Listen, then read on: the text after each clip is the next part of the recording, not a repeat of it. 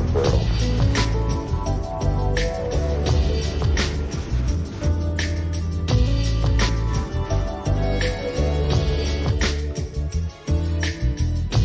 Ever seen a blind man cross the road, trying to make the other side, baby? Ever seen a young girl growing old, trying to make herself a bride?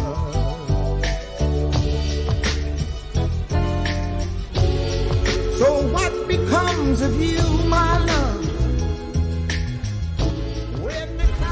Now I am become death, the destroyer of worlds.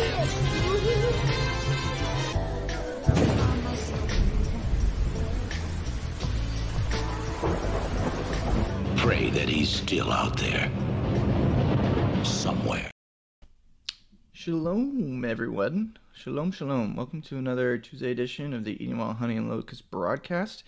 Let me know if my mic's a little off. I didn't get to do a mic check, so hopefully it's all right. It's great to see everyone. It's great to be here. Hello, everyone. Hello, everyone that's live with us, and hello, everyone who might be watching in the future. Hello, future you. Thank you so much for joining me. Excellent. Thanks, Frank. Thanks so much for joining me. And as you can tell, I'm not Jessica. So she, Jessica is, like I mentioned earlier in multiple broadcasts now, she will definitely be returning to lead the assembly. She is just, making sure that she right now is patient and quiet and listens to Elohim as she goes through the grieving process with Brother Shane. So, this past weekend was actually Storm's 20th birthday. So it was a beautiful and also a trying time.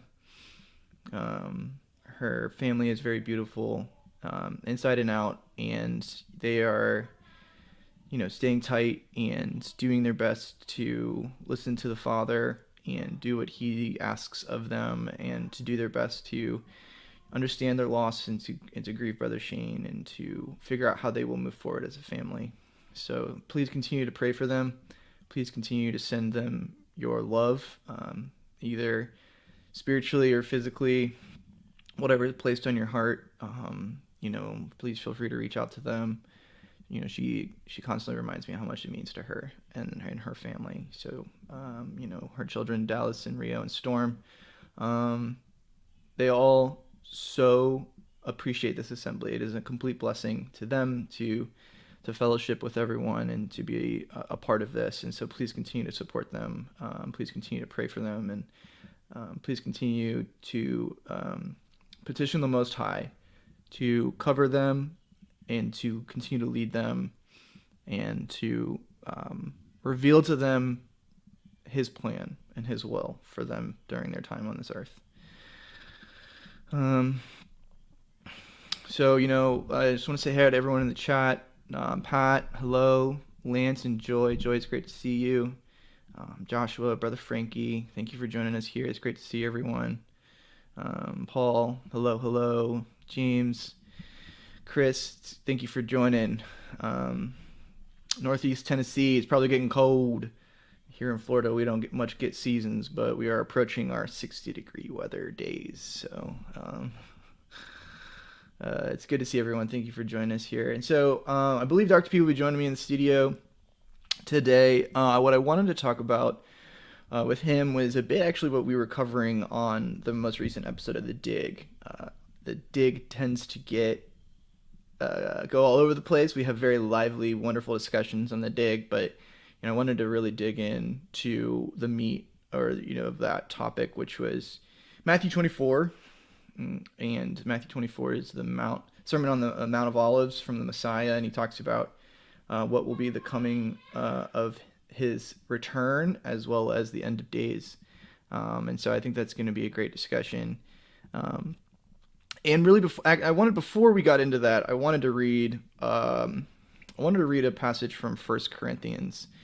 It's not necessarily directly on topic, but it's been placed on my heart to sort of cover and talk a little bit about the divisions in the body of Messiah.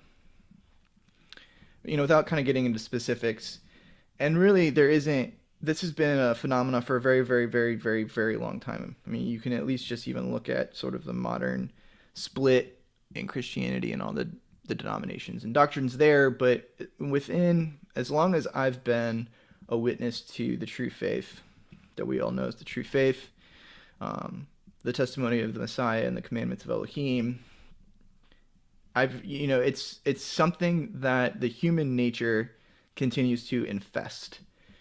So is it Paul or Peter calls it the war between the Ruach and the flesh. And so our flesh wars with the Ruach inside of us.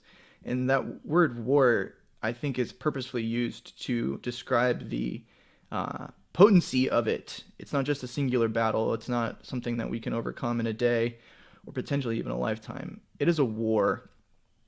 It is an ongoing struggle between, Paul says, I do what I don't want to do, and he kind of words it kind of funny, but it's for some reason the flesh wants things that are contrary to what the Ruach wants, and even sort of what our mind wants. We know that we shouldn't be doing certain things, and yet we still do them. And this does lead to, really division and dispute, whether it's personalities or doctrines.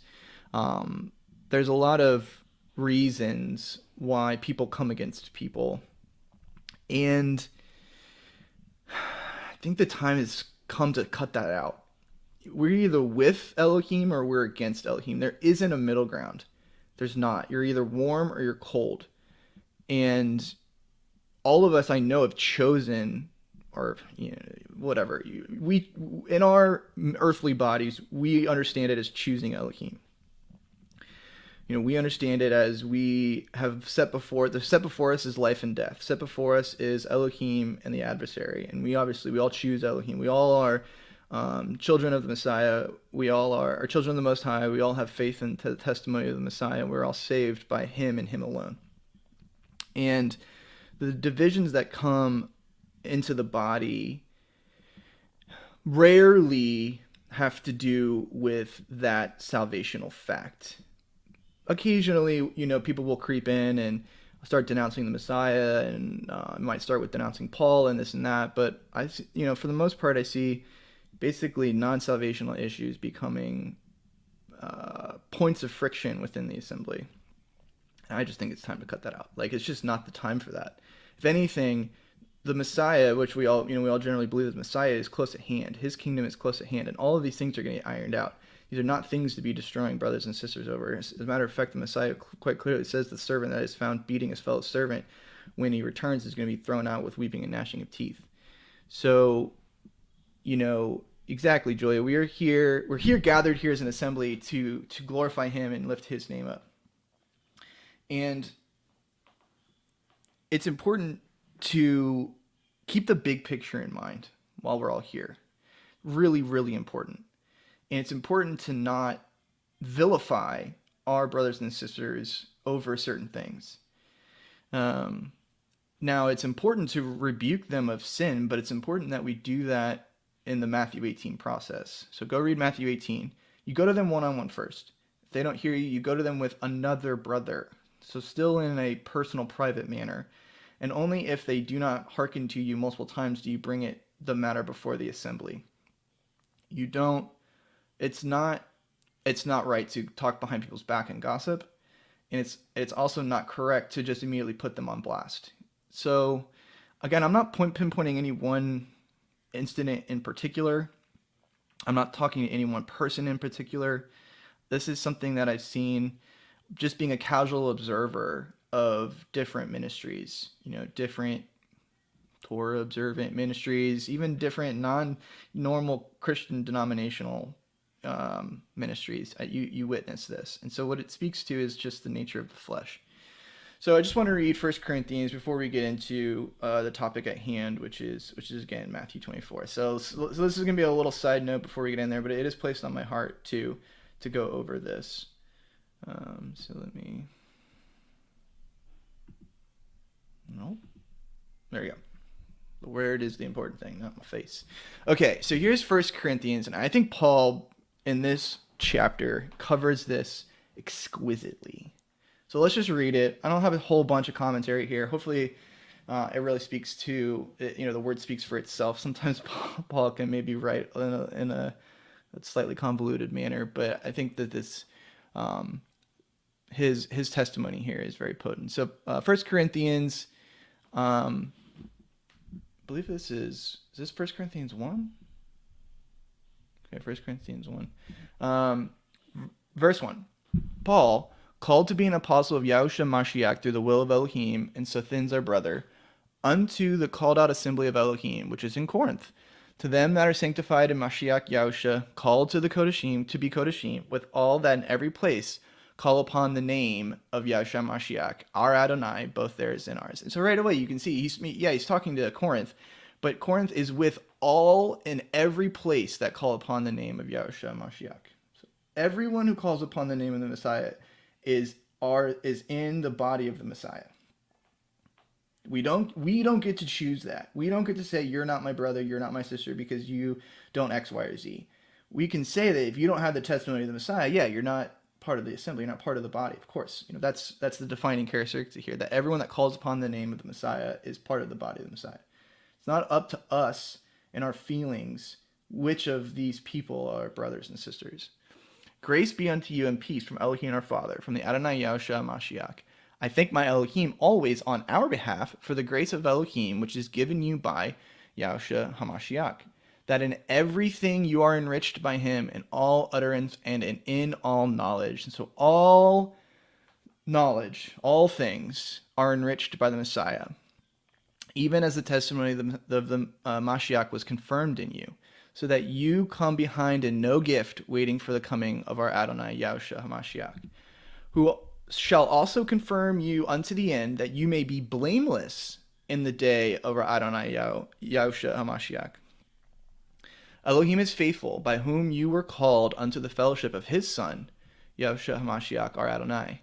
Now I beseech you, brethren, by the name of our Adonai Yahusha HaMashiach, that you all be of one word, and that there be no divisions among you, but that you be perfectly joined together in the same mind and in the same judgment. Right there. So these divisions are fine. If we have doctrinal differences that don't come under blaspheme, like, blaspheming the Messiah or blaspheming the Father or the Ruach, then these are just small matters to be discussed in love amongst brethren. They are not matters to cause division over. They are matters. Now, again, sin is different than a doctrinal difference, and sin does need to be addressed. And we do that through the MATTITHYAHU process. So this isn't to say we just ignore brothers and sisters that we can see who are sinning. We also don't just assume someone's sinning, but sin is different than a doctrinal division. And sin, you can look at the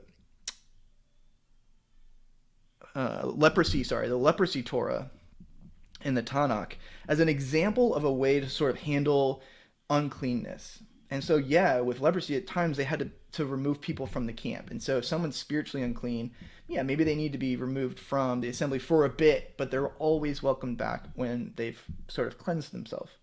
But, these divisions, or as Paul says here, there should be no divisions. We should not have any divisiveness. And when we do, then that is a sign that we need to address it in the appropriate manner. For it has been declared unto me of you, my brethren, by them which are of the house of Chloe, that there are contentions among you.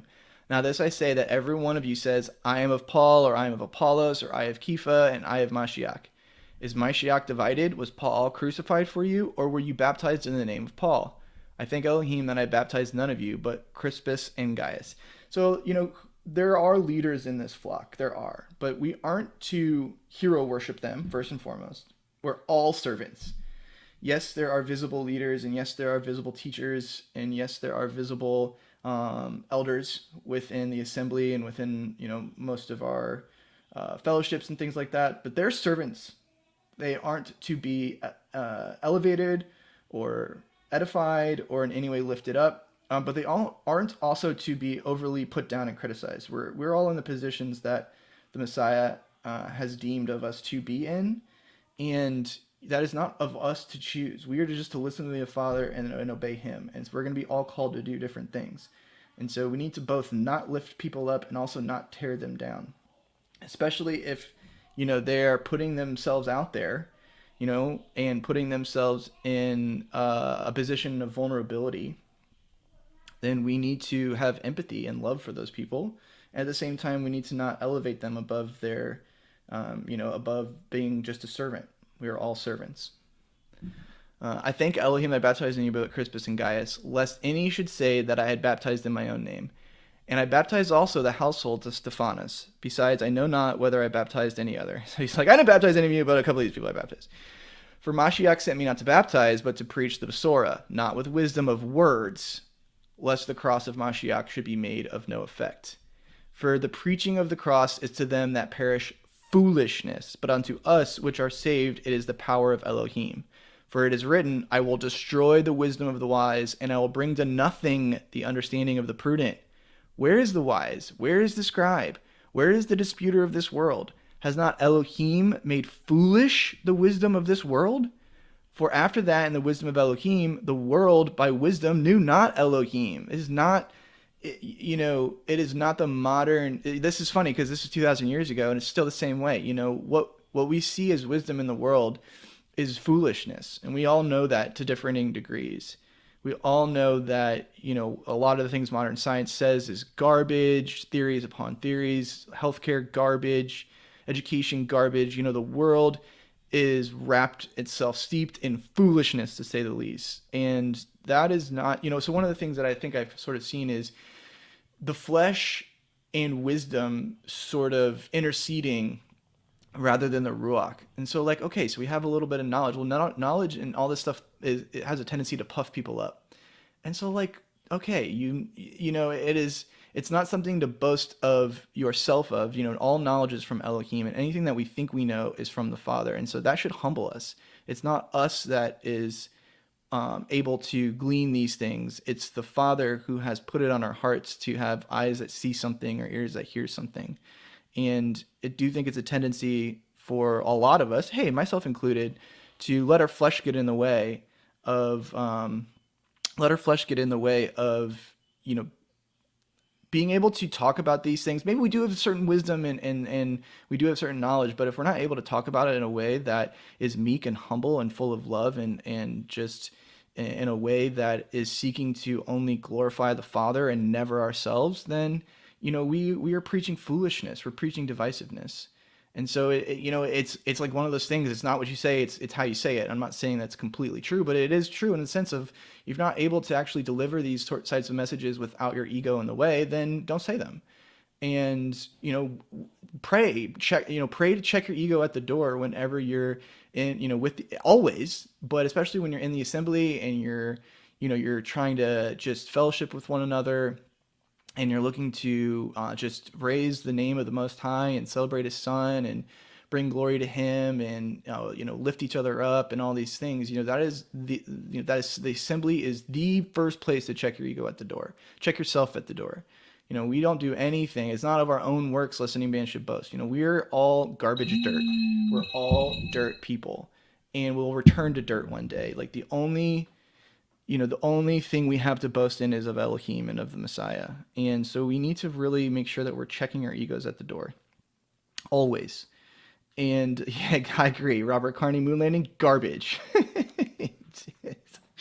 100%. So, that's one of the things that I've personally seen that really, that I start to kind of raise my eyebrows at, is especially when it kind of comes to dreams and visions and these things. It's easy for people to feel special and chosen, and not that we're all not. We all are special, but we need to constantly remain humble and meek and really be questioning everything, because the Father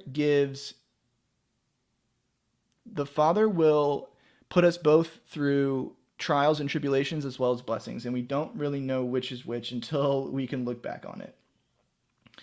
And a lot of things are testings for us. And so, it is important for us to constantly pray about the things that we're going through, constantly pray over everything.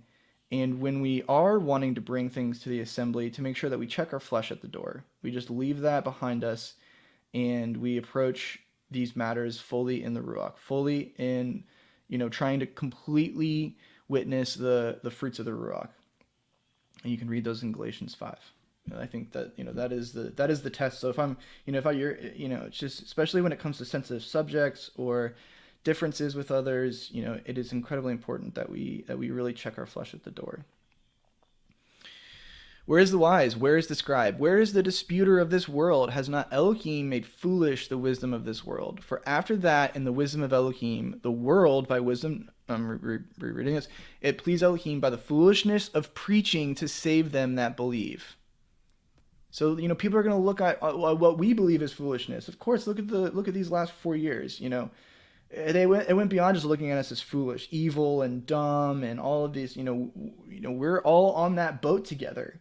So when we start throwing our fellow crew members over, we're letting the adversary win. That's what he wants. He wants us to be divisive. He wants us to slap each other around. He wants us to be angry and upset at each other, because then he gets to, harden our hearts. We need soft hearts of flesh. And the adversary wants the opposite. He wants us to have hard hearts and to have rocky soil that the word cannot take root in. And he does not want us to bear fruit. And he wants everyone to be miserable like him. And so, we need to be aware of that. And we're all on this boat together. We're all grouped up by the world. The world hates us. And we're all looked at by the world as big dum-dums, to say the least. Dangerous, and we need to be on the same team with each other to stand strong against that. All of us need to put on the armor. If we're the body and we need to be clothed in the armor of Elohim, the body needs to be clothed in the armor of Elohim, which means that we need to do our part to ensure that every piece there's no nooks that a dagger can get in. That's right. We are all only a part of the body that has one function together in unity to be made the one new man. I totally agree with that, Chris. That's right. So we need to try to function. It's like sort of those, I don't know, as a kid, you kind of do those challenges where you're like, you're tied together and you're strapped together. There's like 5 of you and you kind of have to accomplish the task together, but you can't fight against each other. You have to learn how to, utilize each other as one unit, being 5 individuals. And that is absolutely how we are in the body. For the Yahudim require a sign, and the Yavanim seek after wisdom. But we preach the Mashiach crucified, unto the Yahudim a stumbling block, and unto the Yavanim foolishness. But unto them which are called, both Yahudim and Yavanim, Mashiach the power of Elohim, and the wisdom of Elohim. Because the foolishness of Elohim is wiser than men, and the weakness of Elohim is stronger than men. He's above us. His ways are above us. We're dirt, and we are just here to serve him. We have nothing that he's not given us. We are nothing without him. We are condemned in our sins without the blood of the Messiah. For you see your calling, brethren, how that not many wise men after the flesh, not many mighty, not many noble are called. How true is that? All of the so-called, geniuses, blah, blah, blah. How many are in the true faith? You guys are smart and beautiful, okay? I'm just saying the way that the world sees these noble, rich, intelligent people, how many of them, how many presidents keep Shabbat and have the testimony of the Messiah? Zero? Zero? If anything, they're probably all evil. Every single politician's probably all evil. These noble people as we see them today are all on not walking the walk that we are walking. Not many, how many Neil deGrasse Tysons are out there? I'm not saying he's smart, but he is sort of he's held up as what the world sees him and Bill Nye and Bill Gates and all these garbage people. They aren't called. They're not. These are people after the flesh. Yeah, it's a great question. Carolyn, it's a great question. I mean, how many? It's like who's even? What number of people keep Shabbat and the testimony of the Messiah? What number of people have the testimony of the Messiah and the commandments of Elohim? Like 0.001% of all the people in the world. And so there are not many called. There really aren't, and even fewer are chosen. And so it kind of goes back to the point where like we're all on the same team. We're all on the same team here, and it's good to have differencing of opinions. That's how people grow. That's how people learn. We're all different people. It's good to have those things. What's not good is to tear each other apart over them. But Elohim has chosen the foolish things of the world to confound the wise, and Elohim has chosen the weak things of the world to confound the things which are mighty. And the base things of this world and things which are despised has Elohim chosen, yea, the things which are not, to bring to naught things that are, that no flesh should glory in his presence. I mean, that's a big thing right there. Like, this flesh is temporary. Our flesh is a temporary existence, and this flesh will not glory in his presence, because our glorified bodies, if we're found worthy, will do so. So again, the big picture here and the thing to check at the door is the flesh, and to go read Galatians and read what the fruits of the flesh and the fruits of the Ruach are. And that's our checklist. You know, was it last time we talked about bearing fruit, and I didn't read that, but you know, bearing fruit is, you can ask yourself, am I witnessing the fruits of the Spirit? And if you're not, go read them in Galatians and ask and pray, like, how can I better witness the fruits of the Spirit? How can I better embody the fruits of the Spirit? And those fruits are what we need to bring to the assembly. And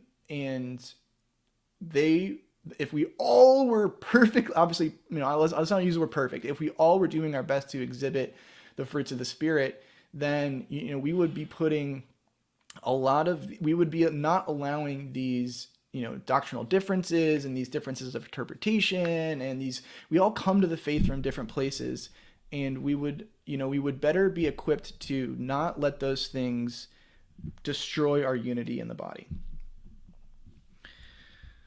But of him are you and Messiah Yahusha, who of Elohim is made unto us wisdom and righteousness and sanctification and redemption, that, according as it is written, he that glorifies, let him glory in Yahweh.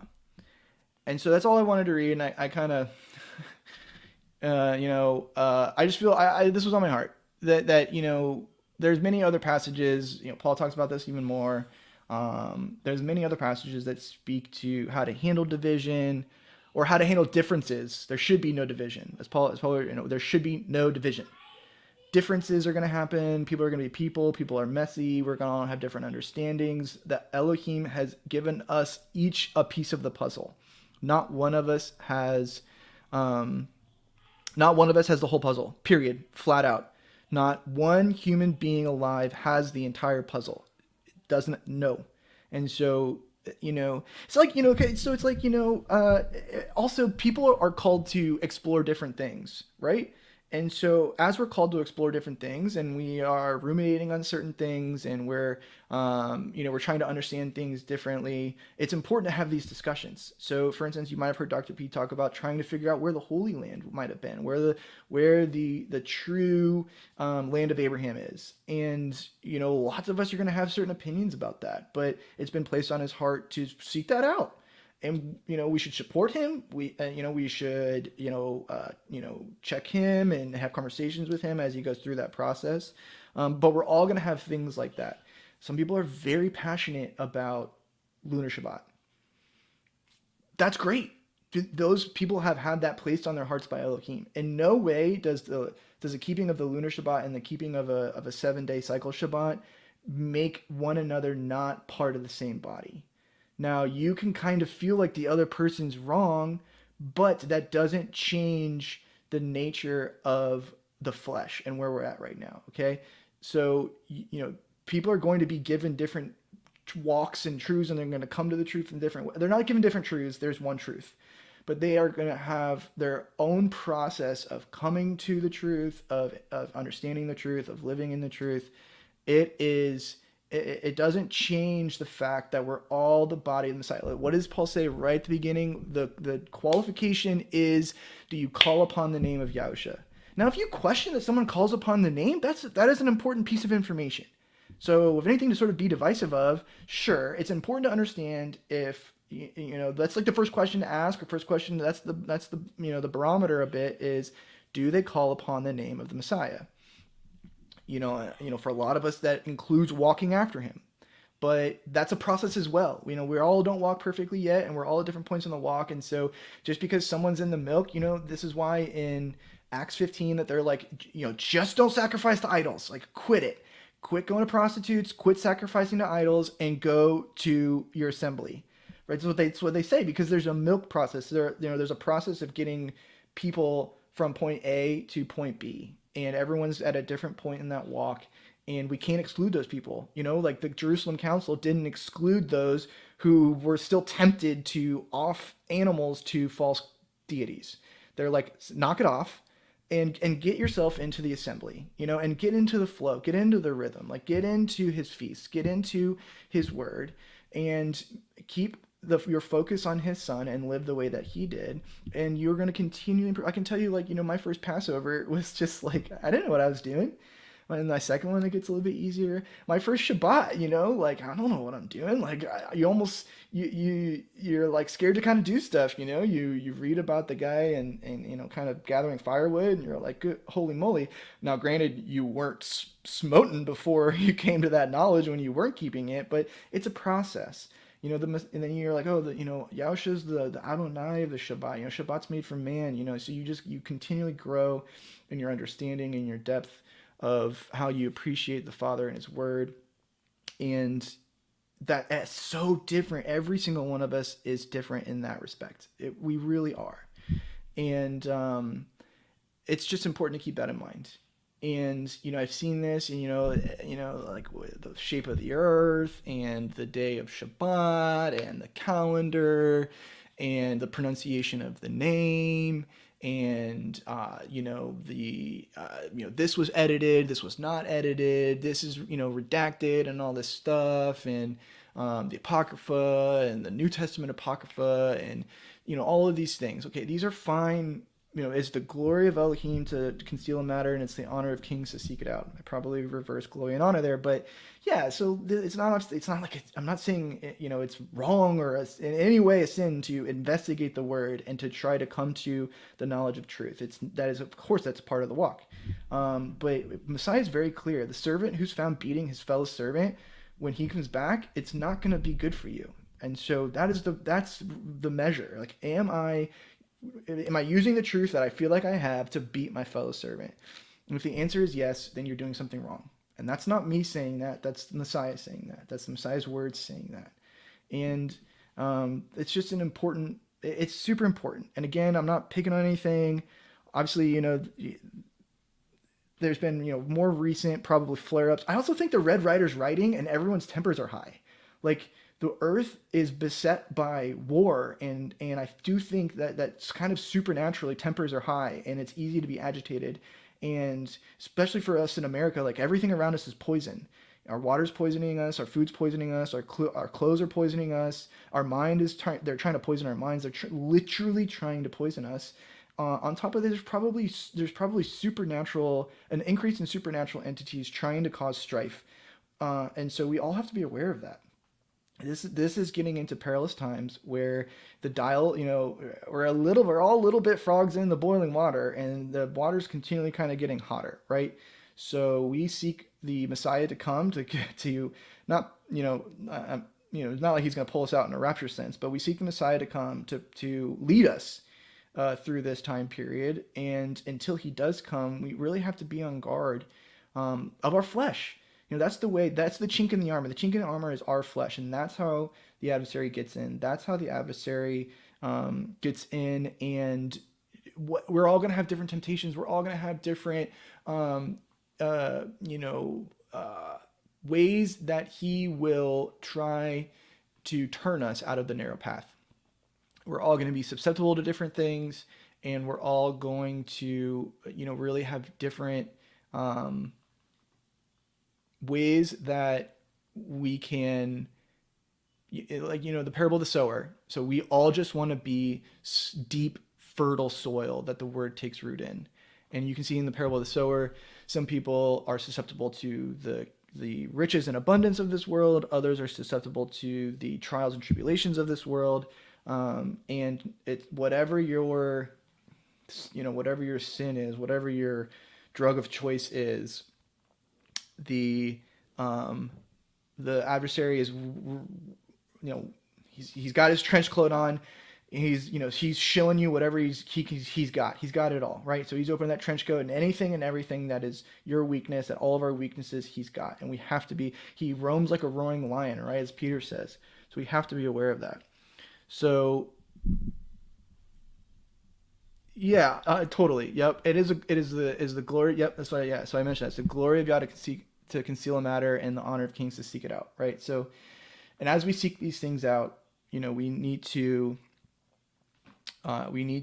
make sure that we make sure that we use the knowledge that we've sought out to lift each other up and edify each other, not tear each other down. And if someone isn't at the same point as you are, that's good. Honestly, that's good, because iron sharpens iron, and we all need to continually sharpen each other. And again, your job is to plant seeds. It's not to water. Your job is to take whatever the Elohim's placed on your heart and move forward with that. Take whatever talents he's given you and move forward with that. It is not your job to do the heavy lifting. That's Elohim's job. So share your truth, share it with love and meekness and kindness, and that's it. If someone doesn't agree with you, good. They're your brother. You love them. It's literally good. It's good that people don't agree with you, because otherwise you get a hive mind, and otherwise you get groupthink, and otherwise no one's growing. If everyone's on the exact same page, there's no growth. When there's differences of understanding, and there's differences of opinion, and there's differences of walks, all within the umbrella of calling on the name of the Messiah, that's how we grow together. And yeah, people are going to be right, people are going to be wrong, and that's okay. And when you're wrong, hey, I was wrong. I now see what you're saying. Thank you so much for being kind and peaceful about that. I appreciate that.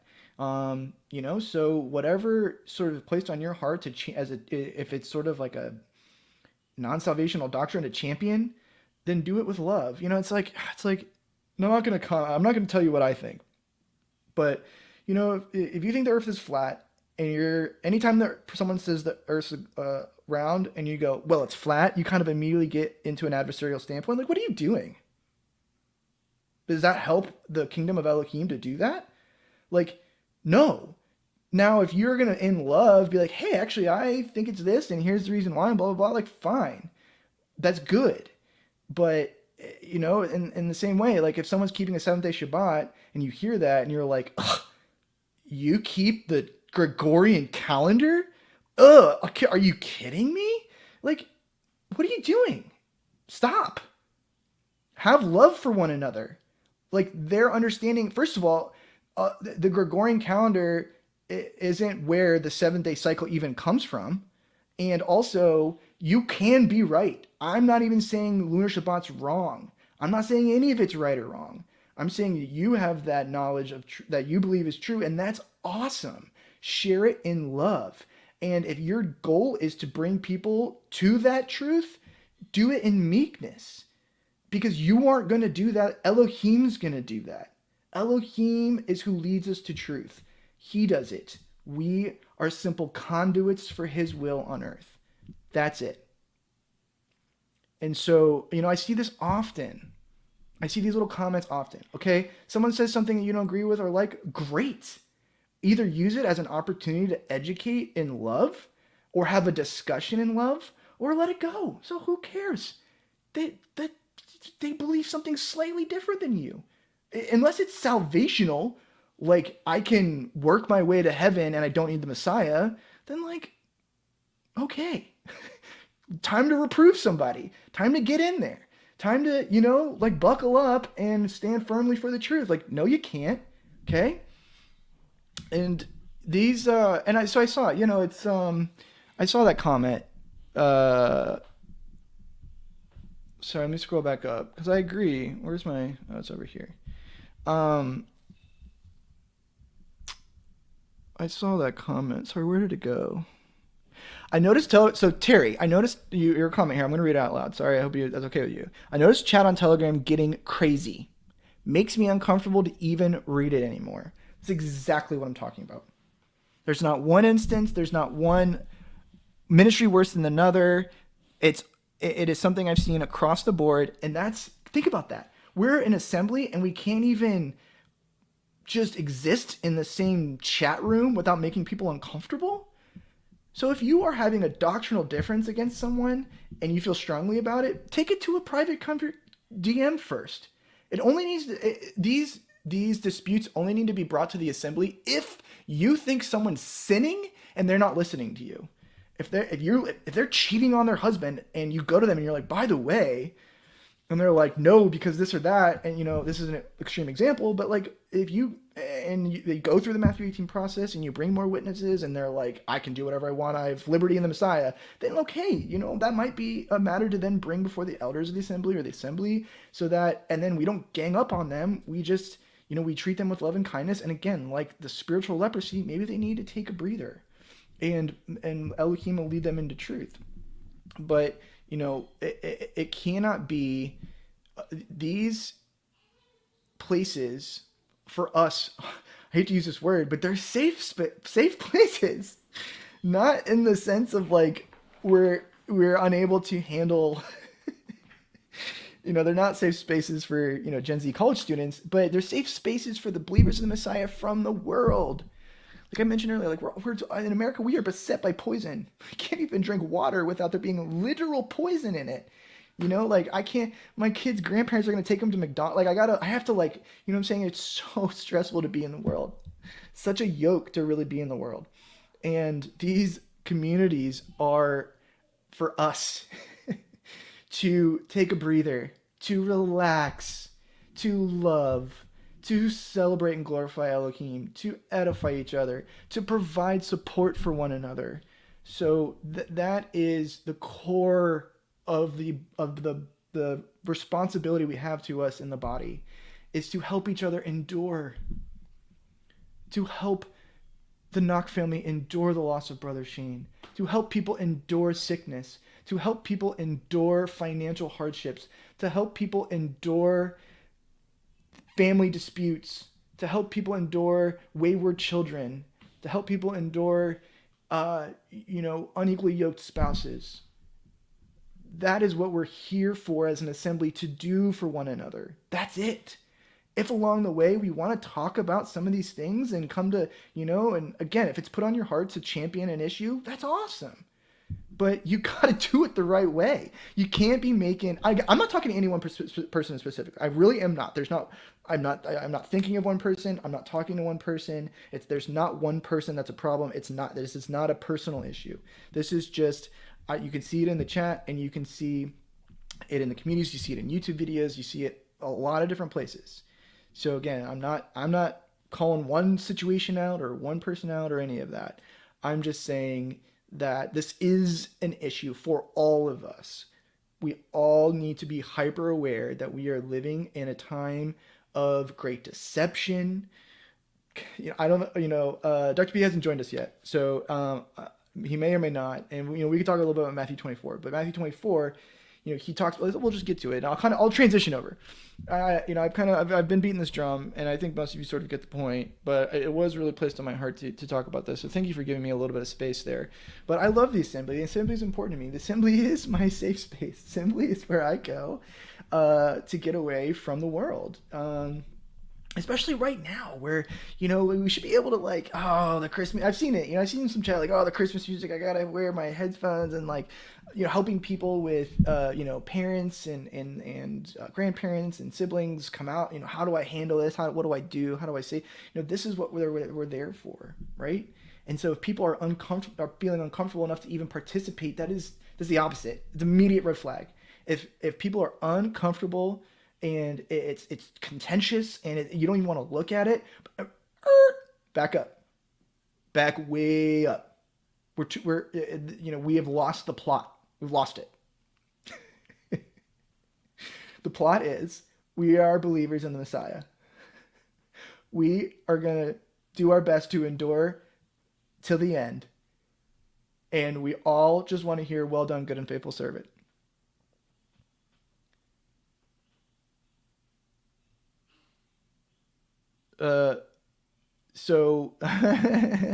Yeah, Frankie, a unique clip. This is my safe place, okay?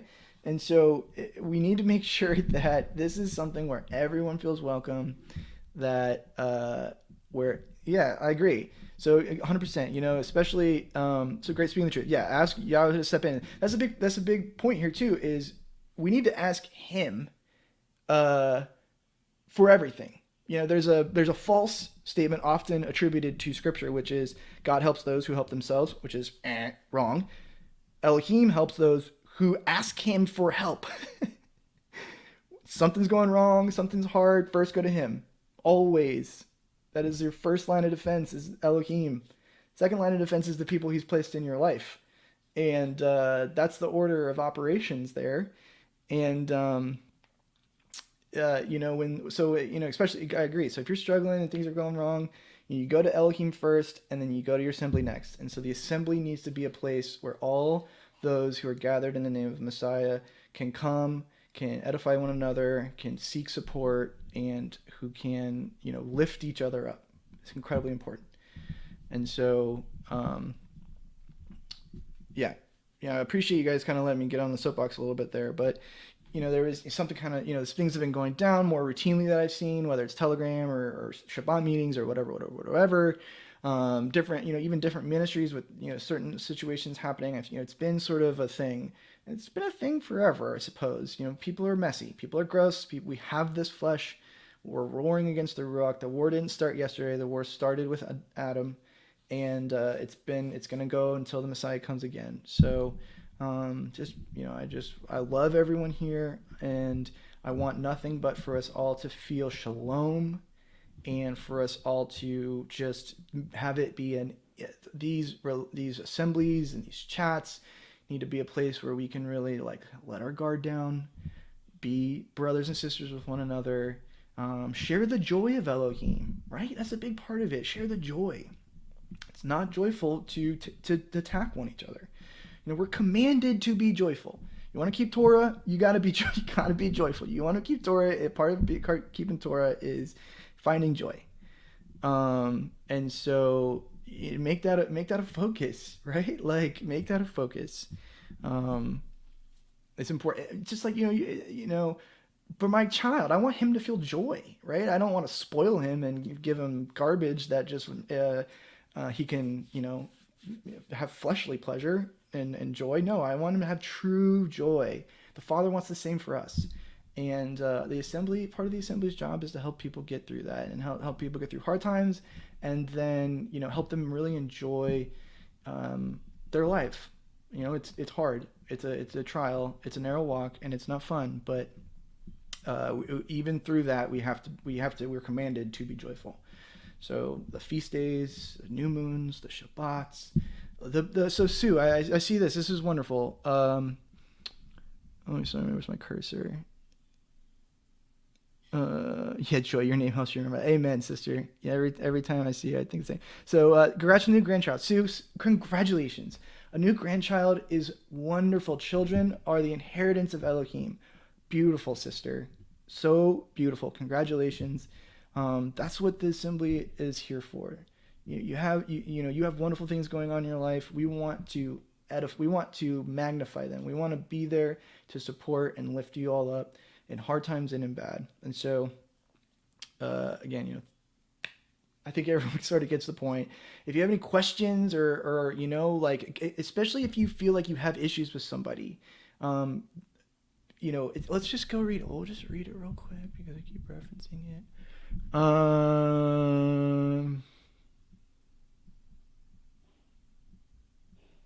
So it's okay, so Matthew 18 is all great, but we're going to start here at 15. Moreover, if your brother shall trespass against you, go and tell him his fault between you and him alone. These are the words of the Messiah. If he shall hear you, you have gained your brother. First step, go to them. Go to your brother and sister. Be like, hey, I didn't like this. Hey, I understand these things this way. What's going on? Go to them. But if he will not hear you, then take with you one or two more, that in the mouth of 2 or 3 witnesses every word may be established. So step 2 is still to go to him in private. Go to them in private, he or she, whomever, and be like, listen, I kind of, I'm not trying to gang up on you or whatever, and I'm telling you how to do this, but like an example, I'm not trying to gang up on you, but this other person, we care about you, we love you, this is sort of what you're seeing, or we have questions and this and that. So the first step is just go to them individually, and then go to them with witnesses if they don't believe you. And if he shall neglect to hear them, tell it to the called out assembly. But if he neglects, so only once you've gone at least twice in person, individually, only then is it brought to the assembly.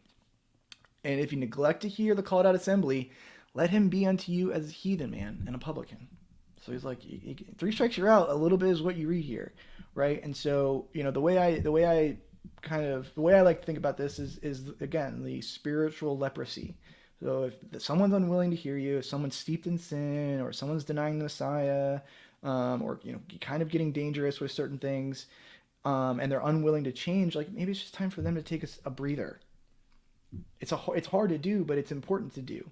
And again, I'm not saying anyone needs to do this. This is just what the Messiah says. So let him be unto you as a heathen man and a publican. I would say, let him get outside the assembly, and we forgive 70 times 7. So if that person changes their ways, has a change of heart, sees things in a different light, they should be welcome back in. We forgive 70 times 7.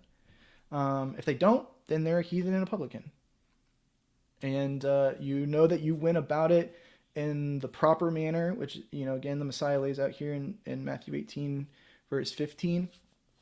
And, that this is the way that we handle things. So when disputes come up, when divisions come up, when, kind of thorny questions, right? Thorny particular questions come up, then we handle it this way.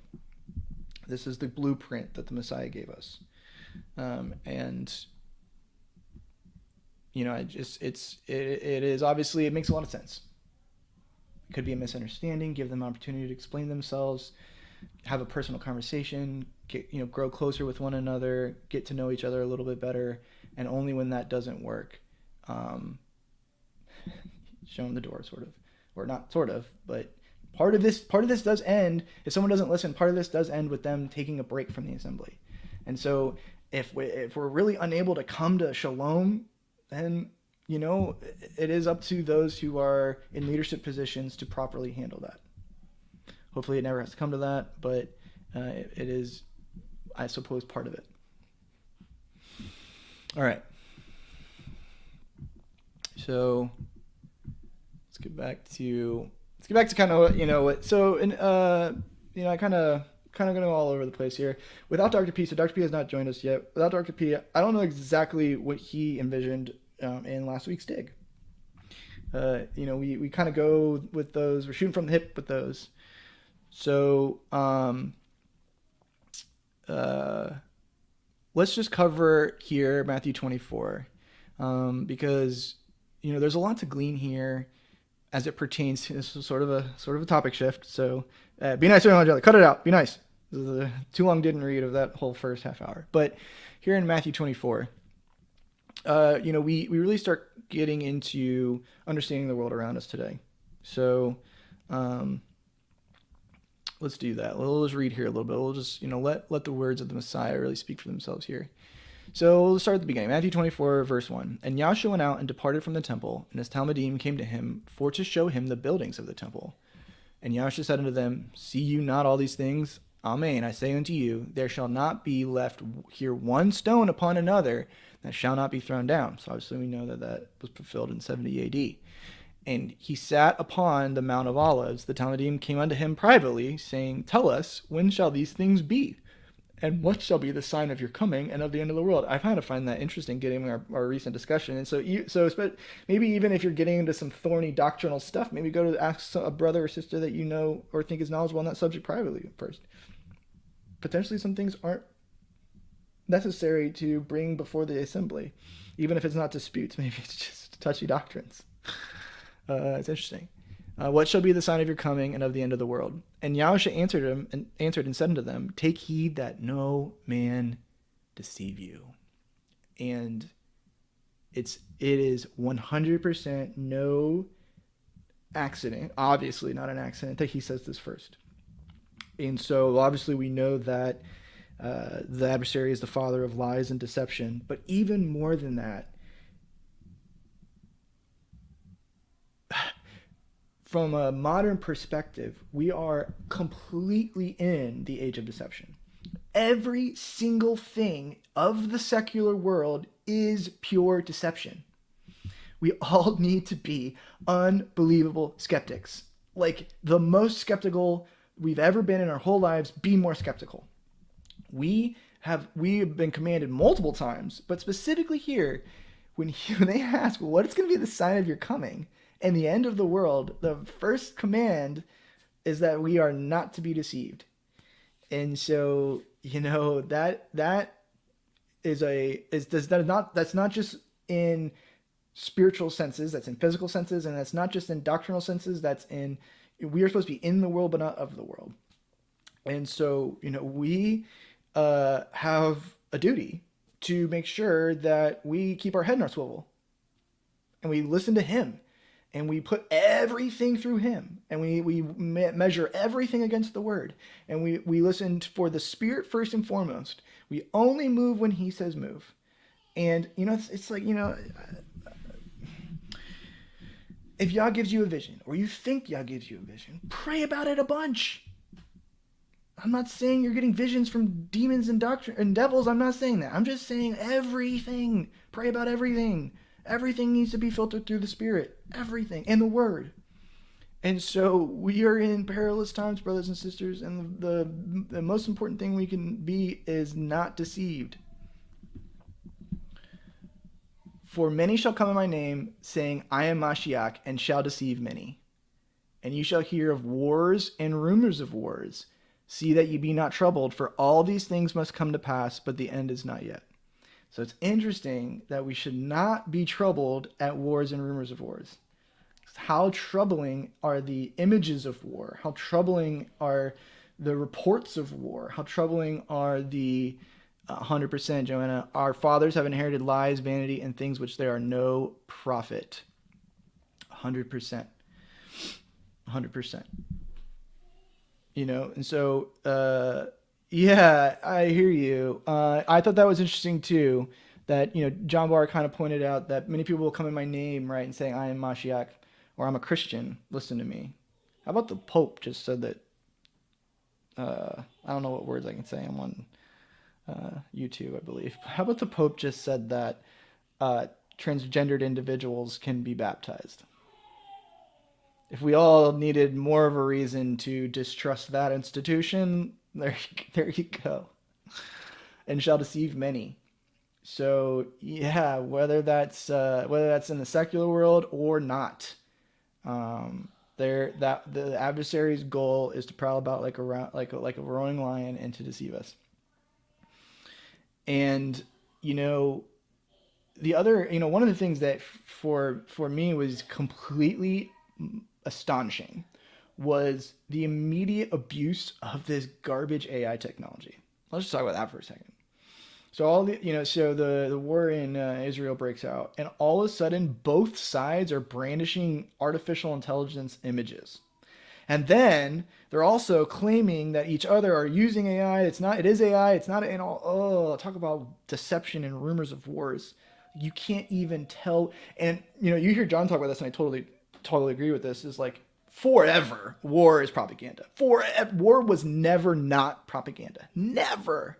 I 100% believe this, that all human conflict has been propagandized. 100% of it. So it's not an internet age thing. It's not a modern age thing. All of it's propagandized. And John had a similar testimony. He was a soldier, and he's a witness to this, that what he saw and what journalists reported were completely different. And that's not the first time I've heard that, and I've heard many witnesses to that effect.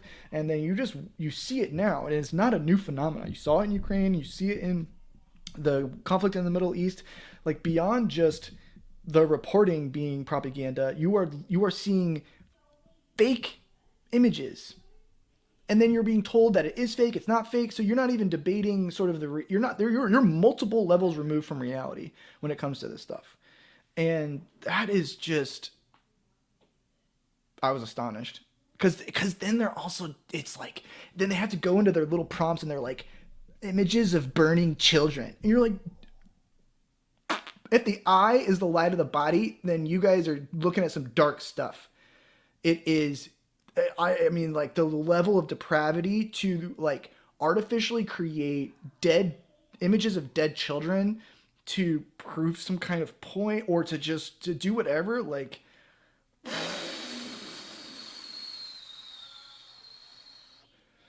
pray for peace. We're not taking sides or like whatever. I'm not telling you what to do. We're not on anyone's side here. We're on the side of the Messiah, and we want peace. That's it. There are no winners and losers in war. Every war is a racket. It's all bankers' wars. Everything you see is fake. It's all fake. We want peace. We want the rule of the Messiah and peace on earth. That's what we want.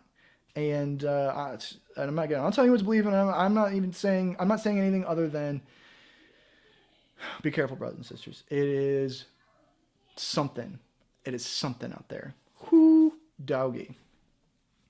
For nation shall rise against nation, and kingdom against kingdom, and there shall be famines, pestilences, and earthquakes in diverse places. And you're seeing the earthquakes a lot. I don't know if you guys were seeing some of the volcanic activity in Europe these last couple of days, but we're seeing earthquakes everywhere.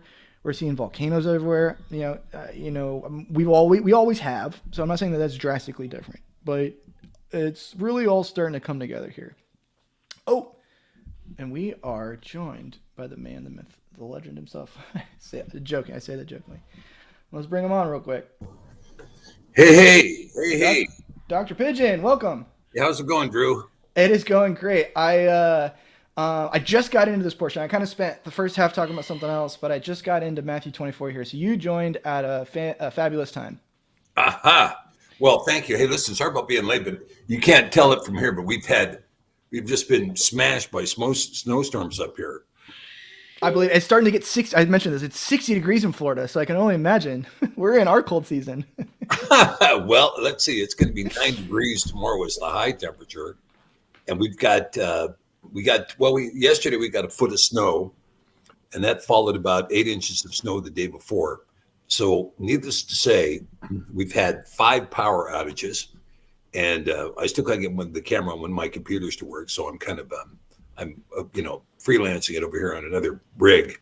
Well, we appreciate you fighting through some of the odds here to join us. Because I mentioned it. I was like, I don't know exactly what you had planned for that dig. We kind of went all over the place. So I was just getting into.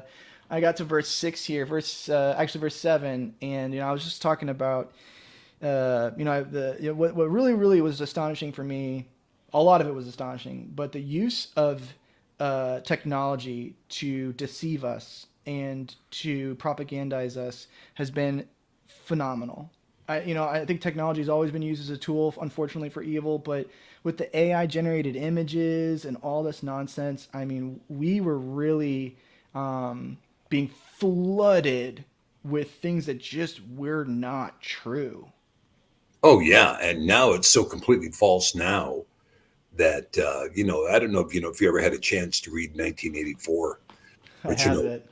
Well, back in 1984, that book it was mandatory reading when I was in 8th grade anyway, and the book is very interesting because the whole world is taught to hate.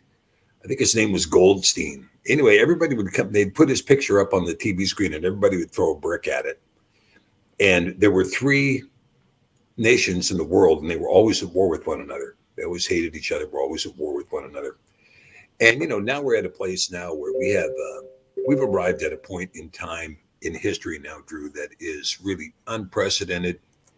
And we have some of the most wicked people that have ever been seen on earth running things. And they're just absolutely incredibly wicked. And they don't even see their own wickedness. They have no idea. They just think, well, I'm just executing power here because that's what I was destined to do. And they're, genocidal, homicidal, psychopathic, some of the worst imaginable traits you could ever have in a human being. And they exhibit them all the time.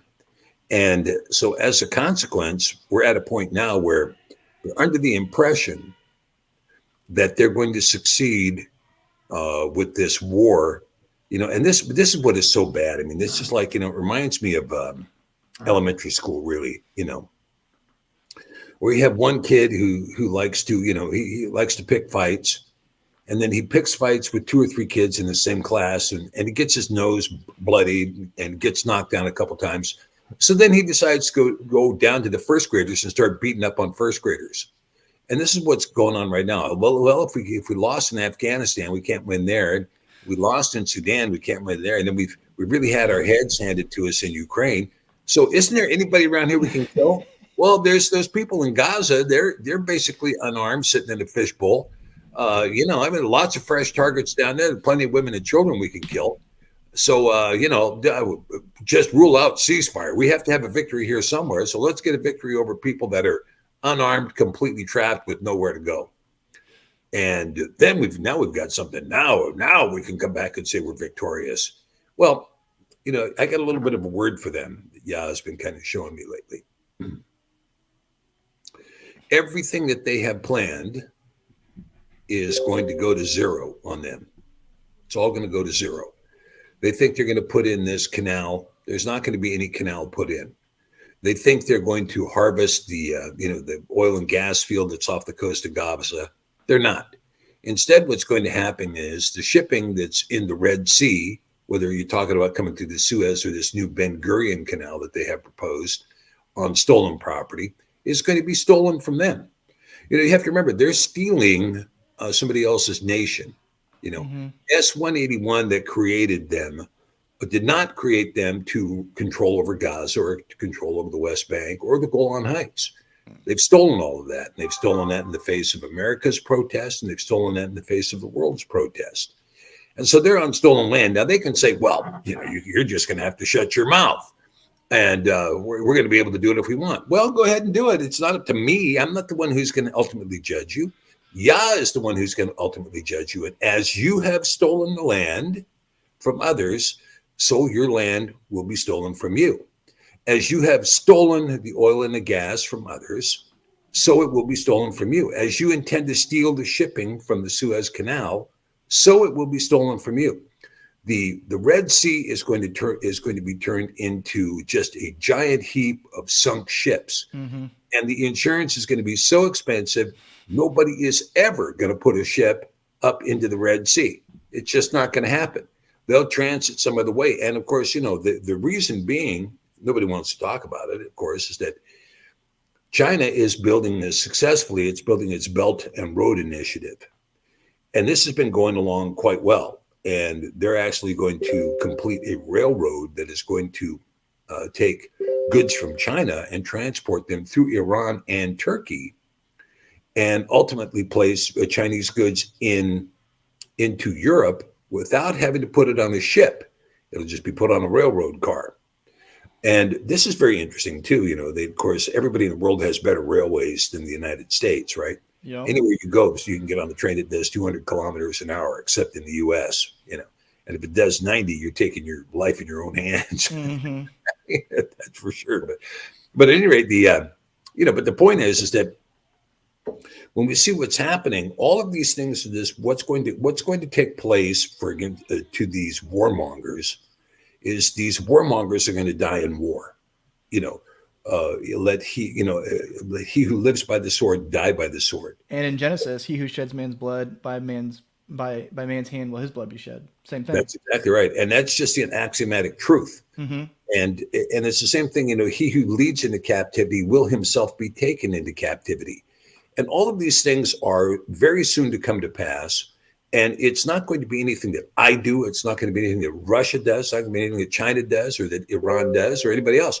This is the hand of Yah that is going to move, and his hand is going to raise up high and in a fist, and it's going to come down on these murderers. You want to kill children? Well, better for you to have a millstone hung around your neck and tossed into the middle of the ocean as compared to what's coming to you. And, and I want to say this too, it's very important, because I think when we talk about nation against nation, kingdom against kingdom, and these kinds of things that are happening, it is nation against nation. You don't see it saying here, people against people, person against person. It's not the average Israeli that is saying, let's go kill children in Gaza, or let's put a sniper in there to shoot nurses at Al-Shifa. You see them protesting, some at least. Yeah, many are. Yeah, and in fact, and the Israeli police, who really hate the Orthodox Jews, they hate them because the Orthodox Jews, I mean, to be fair, the Orthodox Jews pray and don't fight, and they don't pay taxes. They get a welfare check, So the people who are secular Jews, they don't believe in God. They follow a little bit of rabbinical order because they don't have any other order to follow. So they'll go to a bar mitzvah, for instance, at the Kotel, but they don't believe in God at all.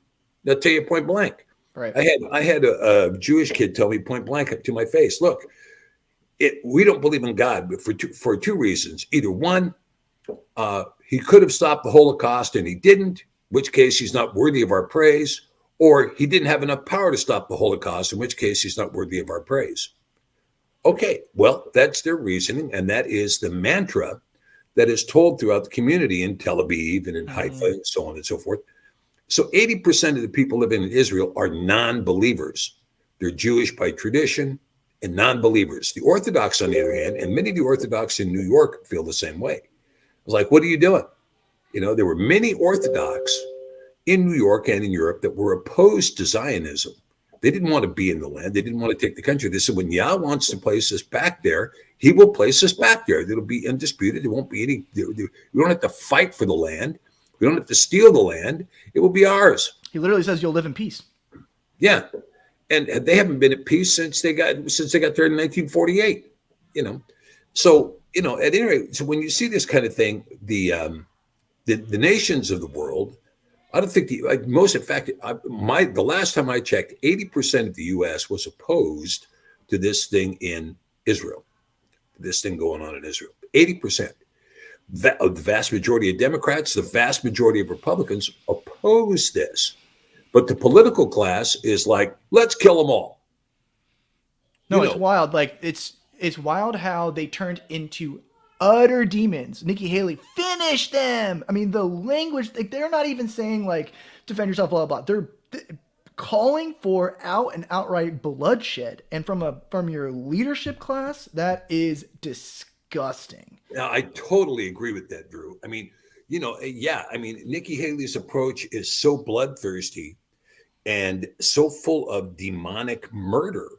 She's got demonic murder on her life, and the difficulty is that, I mean, first of all, from my point of view, if you're going to put somebody to death, you need to really have, convincing evidence that they're the ones who did the crime. This is generally how we do it in the U.S. is that if somebody's going to get capital punishment, first of all, they have to be convicted beyond a reasonable doubt in a courtroom of their peers. Okay, so you say, well, there's different complexes, legal complexes that apply in the condition of war. Well, in order to go to war with the country, first of all, you have to have a country that you're going to war with. There's no country. These people are part of Israel. So what country are they going to war with? So they're saying, well, they're not really an army. They're terrorists. Okay, well, who are the terrorists? Well, anybody we want to put the label on. Anybody that doesn't have our same skin tone, anybody who doesn't have our same last name, right? These are terrorists. And so that kind of thinking, from my point of view, is really, it's the kind of thinking that has been condemned by the world since we went through the ethnic genocide of the 1930s. And of course, let's talk a little bit about these ideas of genocide or democide, or whatever word you want to use. Joseph Stalin killed a lot of people. Mm-hmm. And, he killed roughly 66 million Orthodox Christians in Russia. And that included Ukraine. And part of that total is what's called the Holodomor, which is that in 1934-35, he grabbed all of the wheat in Ukraine, took it to Moscow and sold it, and basically took all the food that belonged to the Ukrainian people away from them. And 10 million of them starved to death over that 2-year period of time. And so it was a horrific crime that was committed by Joseph Stalin. And then, of course, so you have this Holocaust of 66 million people under his hand. Then this is followed by Adolf Hitler's 23 million dead in World War II, 6 million of which included Jewish people. Now, the Jewish people, a lot of those Jewish people were betrayed by Zionist leadership in Switzerland to their death. Yep. When they could have been rescued for $15 a head, and the Zionists said, we're not going to do that. And so they allowed many, many Jews to die in gas chambers or to die in the various concentration camps. And so then we see this as the Holocaust. All right, but since then, the United States has killed millions. I mean, 5 million civilians in Korea, 3 million civilians in Vietnam. And look at the displacement that's happened in Libya and in Syria and in Afghanistan. And, the so-called Arab Spring that Barack Obama engineered, which completely destabilized Libya, which has resulted in hundreds of thousands of refugees coming into European countries. Mm-hmm. So all of this is just extreme bloodletting, kingdom against kingdom, nation against nation. And none of this is being supported by the U.S. But the political class and the military industrial complex are just as happy as cats on a meow. I mean, when you look at, for instance, what happened during the pandemic, there was an enormous amount of money made by pharmaceutical companies and the investors therein. And the dominant investors, of course, in big pharma is BlackRock, State Street, Vanguard, right? And these CEOs of those organizations have no concern whatsoever for any human life at any level, period. It's only the dollar. They have no concern for human life. So at any rate, when we look at all of this, these kinds of wars and these kinds of battles have really turned into a huge death march and death chant. And the demonic aspect of it is just over the top. We haven't seen this kind of brutality since the Nazis, quite frankly. Even in Ukraine. I mean, in Ukraine, there was accusations of war crimes made against Ukraine for a number of things. One, they were intentionally targeting residential buildings in Donetsk with American missiles, with HIMARS and artillery pieces. And they were also targeting schools, hospitals, and residential buildings in Donetsk. So Russia has made a claim that those are war crimes. And then the other war crime that they did was they captured Russian soldiers and assassinated them after they had given up. And some of those films have made international news, right? Where they have killed them. Okay. Yep. So now to watch yesterday and to see what happened, that this slaughter of women and children that's going on in Gaza is just, it's absolutely unprecedented. And at the Al-Shifa hospital, everybody that was on the ICU, including 30 children, died yesterday.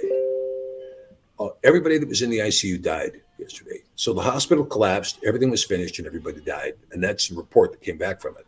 But while this was happening, there were Israeli snipers stationed outside of the hospital shooting nurses through the window. And so you have to wonder about this kind of idea. Well, let's finish them. Right. And these kinds of these are war crimes. The international community has said it over and over again. These are war crimes. When you target an ethnicity for extinction, that's genocide. Mm-hmm. When you engage in taking a whole people and making them march out of their home, like the Turks did to the Armenians in the early part of the 20th century, like the U.S. did to the Cherokee on the Trail of Tears in the 19th century. And so Israel intends to do to the people in Gaza. They're basically telling the U.S., you take them, because we're kicking them out of here. I know, it's wild, right? Especially since you see the destabilization of the West in general through this exact process. War displaces people, the displaced people go to it, and the societies aren't equipped to handle that, and it absolutely levels them. It destroys it. It frames Paul's words in kind of a different light. You war against not flesh and blood, but spiritual powers and wickedness in high places. And it's literal. They're in like you're mentioning, they're in the high place. These are the people who have assumed power in this world, and they aren't acting of their own fleshly mind almost.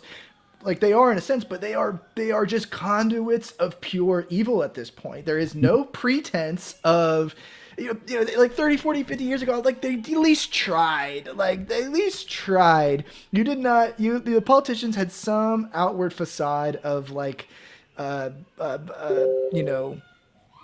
being decent people. And now you just have people on stage calling. I think genocide's interesting because it's like, they also are using words to like deflect a bit. Well, it's not genocidal. It is genocidal. It's murder of people.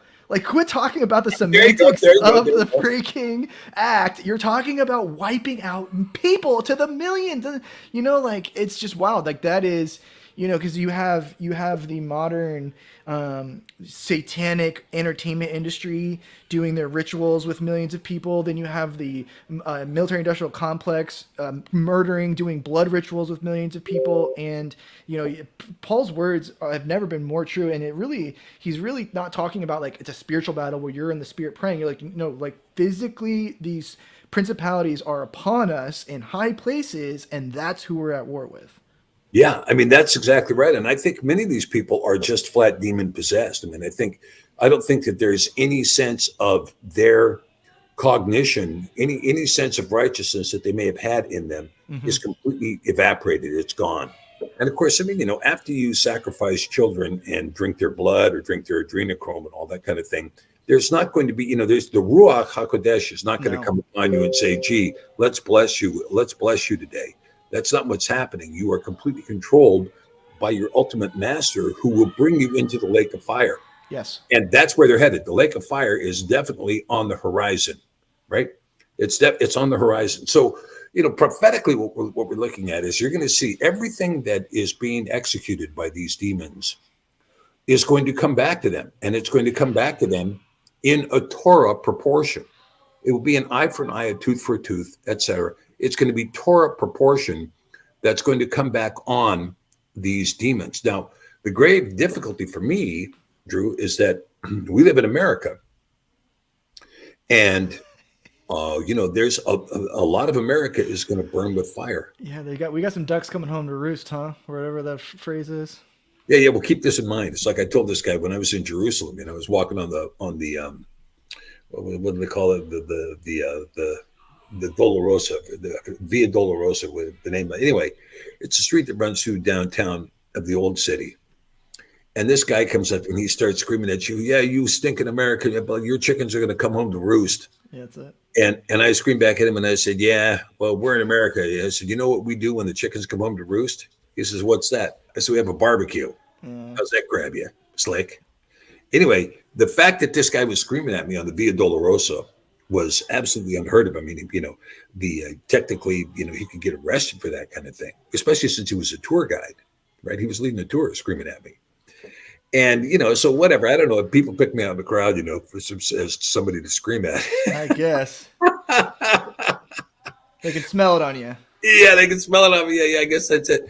But, you know, but I got to tell you though, Drew, I mean, when I think about it now, the kinds of things like, for instance, as we speak right now, right? Charles Schwab and one of the top traders are basically shut down. They're having a hard time getting their stuff back online, you know, and Charles Schwab controls like $8 trillion in assets. So, I mean, you're seeing Moody's downgraded America to a negative risk. Yeah. JP Morgan and some of the other banks, Bank of America and all and so on, these guys are all on the ropes. And what's happening is that we've got these T-bills out there upon which the banks rely to meet their fractional banking needs. Mm-hmm. And they're plummeting in value because nobody wants to buy them because nobody trusts the US anymore.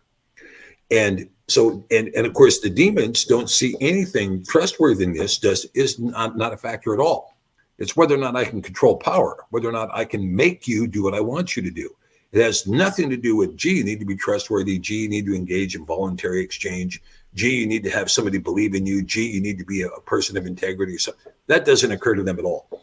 What occurs to them is, can I force myself on you and make you obey me?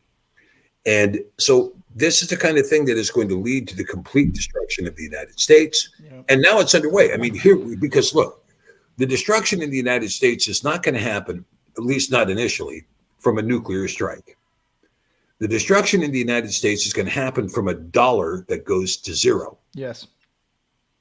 When the dollar goes to zero, everything that they have, their ability to move troops, their ability to put an aircraft carrier somewhere, their ability to print up more money, their ability to bail out, their ability to, buy armament, pay for mercenaries, fund battles in foreign lands, all that evaporates just like that. It's gone.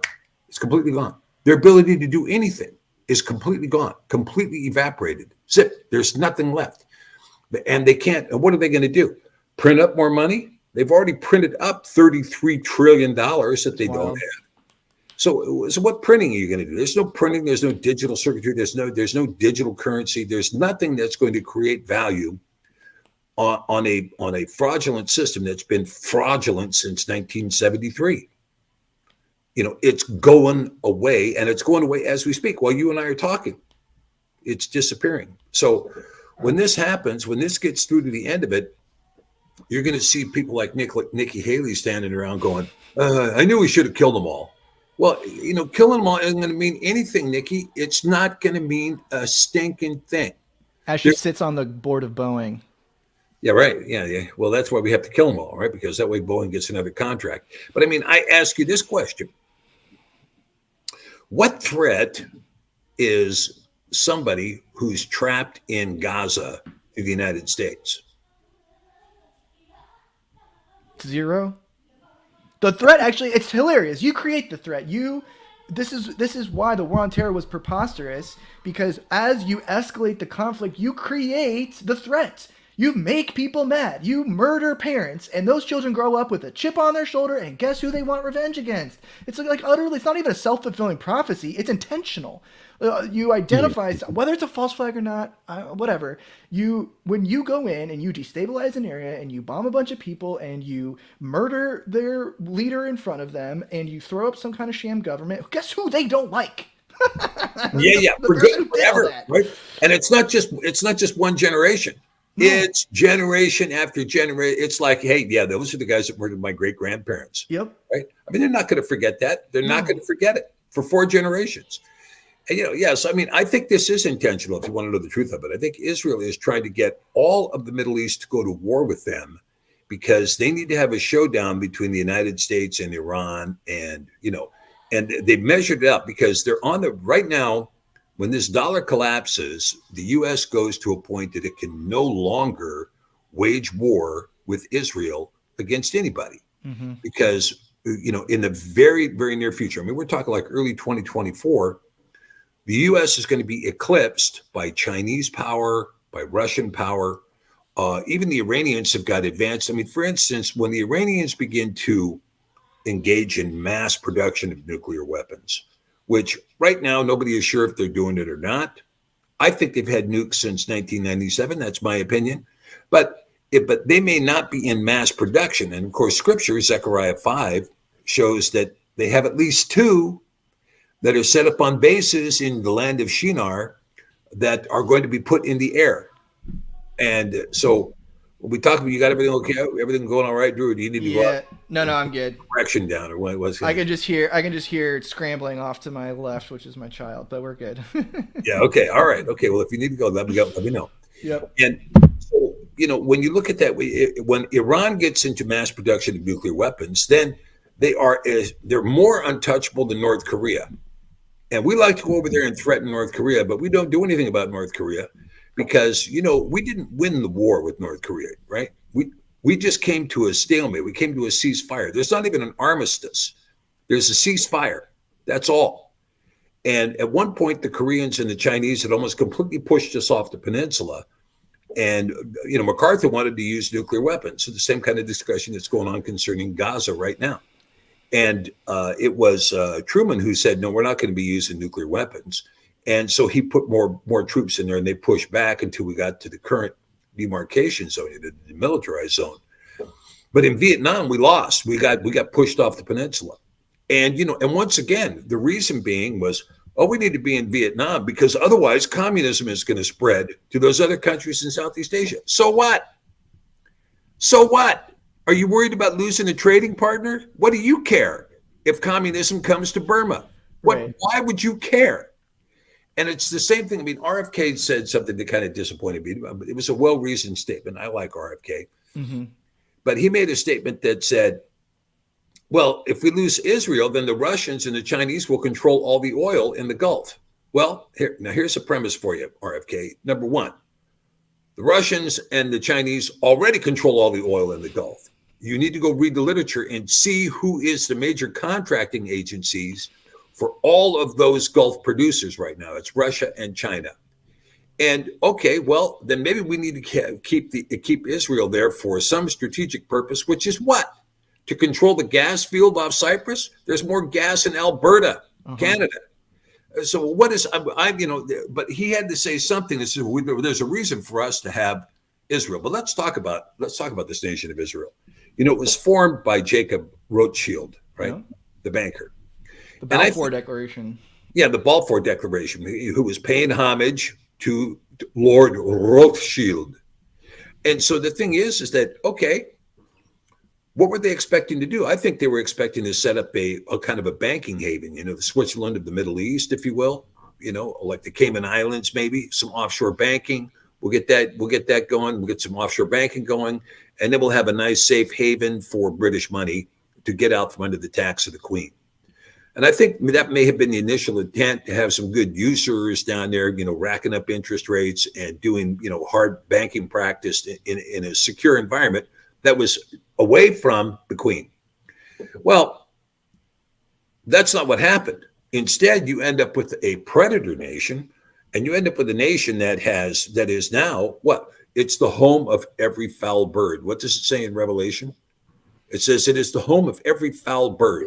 I mean, they have, if you're a child, if you get convicted of pedophilia in the States and you're Jewish, well, flee to Israel and take on the name, Ezra ben Cohen, or, Elijah ben Judah, or whatever it takes you. But take on your fake name and flee to Israel, and then you can go under, you can just disguise yourself. And pedophiles are welcome. They're welcome in Haifa. They're welcome in Tel Aviv. Tel Aviv, of course, is the LGBTQ capital of the world. 1 in 4 people, I read. What's that? 1 in 4 people identify as LGBT in Tel Aviv. Yeah, one in 4. Yeah. So I mean, they're the exporter of the flag, right? Mm-hmm. They're the exporter of the flag. They're the exporter of the, it is the Talmud that talks about the 4 different conditions of transgenderism, right? It's the Talmud that talks about that. And so this is the kind of stuff that comes out of Tel Aviv. Now, if you go back to Donald Trump's executive order of December 21st, 2018, you'll see him names, I think, a half a dozen Jewish moguls who are engaged in a blood diamond genocide in the southern countries of Africa.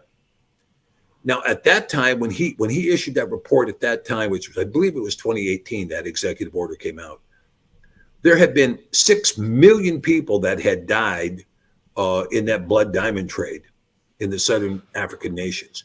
Now it's over 9 million people. 9 million people. And, I can show you the photos of 8-year-old boys, pushing wheelbarrows out of the diamond mines, right? So it's extremely exploitive. It's very ruthless. It's against all forms of international law.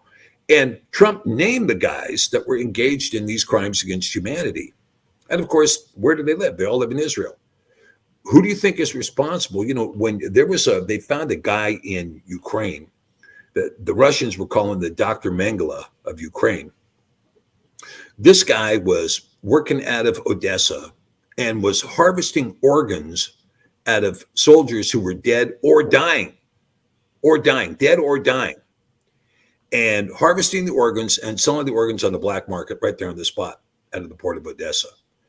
And so there's organ trafficking going on. There's been tens of thousands of Ukrainian children that have disappeared into the child trafficking rings out of Odessa. So you've got organ trafficking, you got sex trafficking, you got child trafficking, you got blood diamonds trafficking, and most of that is harbored where all the foul birds are, which is in Tel Aviv and in Israel. So I don't think Lord Rothschild expected that this kind of wickedness was going to come out of this country. I think he expected that they were going to be, reverent Jews that were at least adhering to some kind of rabbinical consideration and following the Orthodox rabbis. The Orthodox rabbis are hated in Tel Aviv. You saw millions of people in Tel Aviv this last summer rioting because they didn't want the Orthodox to have any control over the secular oligarchy that is the Masonic Supreme Court in Israel. Now, before I'm going to turn this back over to you, but I'll tell you this. I walked and toured the Supreme Court in Israel, okay? Now, let me tell you what that place is like. when you're a tourist, you have to enter on the back exit because they don't want you to see the front exit, because the front exit has a white marble cross like a crucifix upside down. Ooh. That the judges have to walk on to ascend the 30 steps to the main courtroom area. So when you get up to the main courtroom area is on floor 31. Then you go into the library, which has a pyramid over the top of it. And the second floor of the library, which is floor 32, is for the judges. And floor 33 is for the unidentified elite under this pyramid at this Masonic temple that is the Israeli Supreme Court. I've been in the building. I've seen it for myself. That's wild. Yeah. Like, why are they so? It's just I get why, but they're so like so overt about it. Like they don't even care anymore. Like they appointed Marina Abramovich to like some kind of child like school position, and I was like, they don't even care. They laugh at us. They don't even care. She's literally a satanic. And then like going back, the pop stars nowadays, they're not even pretending that they're not doing rituals. They're just straight up doing satanic rituals now. Like, yeah, right on stage. They don't care. They're not even pretending. Like, yeah. This one guy, Sam, or whomever this person is, Sam. I don't even know any of his music, but Taylor Swift does them, and like Lady Gaga. She's like particularly bad, but they don't. It's not even a pretense anymore. It's so right out in your face, and it's like, dude, come on. I just have a hard time believing it, But it's just. Well, the problem is that the conscience of America has been seared. Yeah. And it has been seared intentionally by the intelligence agencies, which, by the way, do not work for the United States. The intelligence agencies work for Greater Rome, if you will. Mm-hmm. And, Greater Rome is a combination of international banking out of London and satanic worship out of the Vatican. And of course, the military authority to just, hey, we're the military, so let's go kill everybody. Well, where have you got in mind? Well, I don't know. Where are they weak? Yeah. Where can they not shoot back? Let's go kill them there. Wherever it's going to take. Let's go kill them there. So anyway, this kind of thing is going to come back. Now, there's two kinds of wrath, really, of Yah, right? There's a third kind, but fortunately, it's not wrath. There is the correction of Yah. And, as it's written in Proverbs, a father chastises his son. And chastisement is a form of love because the father is trying to teach the son or the daughter, but to try to teach them, which way is right. But it is better to be subject to chastisement than it is to be subject to wrath. Yes. Because Yah's wrath is one that is not negotiable. You don't say, hey, Yah, while you're in the middle of your wrath, could you lay up a little bit? You go back and you look at the example of Manasseh, the wicked king of Israel, who I'm sure his wickedness did not exceed what we're seeing right now. He was no more wicked than what we're seeing right now. But Manasseh, because of his wickedness, Yah said, I'm casting you guys out of here permanently. I'm taking my name away from the temple. I'm destroying the temple. I'm pulling out of here, and I'm casting you guys out of here. Get out. Don't come back, right? And so you see that we have this same kind of wickedness going on today. But with the wrath of Yah is coming, and the wrath of Yah is coming on those people who are engaged in such ridiculous iniquity. I mean, the iniquity, right? I mean, look, the cup of iniquity was overflowing 10 years ago. 10 years ago, the cup of iniquity was over the top, after the re-election of Barack Obama. Yeah. Right? What do they say? We owe Sodom and Gomorrah an apology. Yeah, we owe Sodom and Gomorrah. Yeah, no kidding. Why did I take you guys out? You guys were clean living compared to this. Disgusting.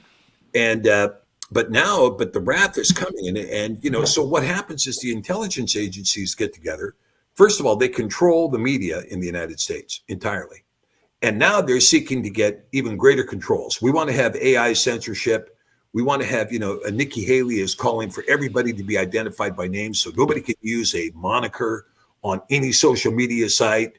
We want all their names up front so that we can go over and persecute them, and we can, hit them with big fines, and we can, have our AI identify them and hit them with their social credit score and block them out, and blah blah blah blah blah blah blah. She has all these rudiments of tyranny.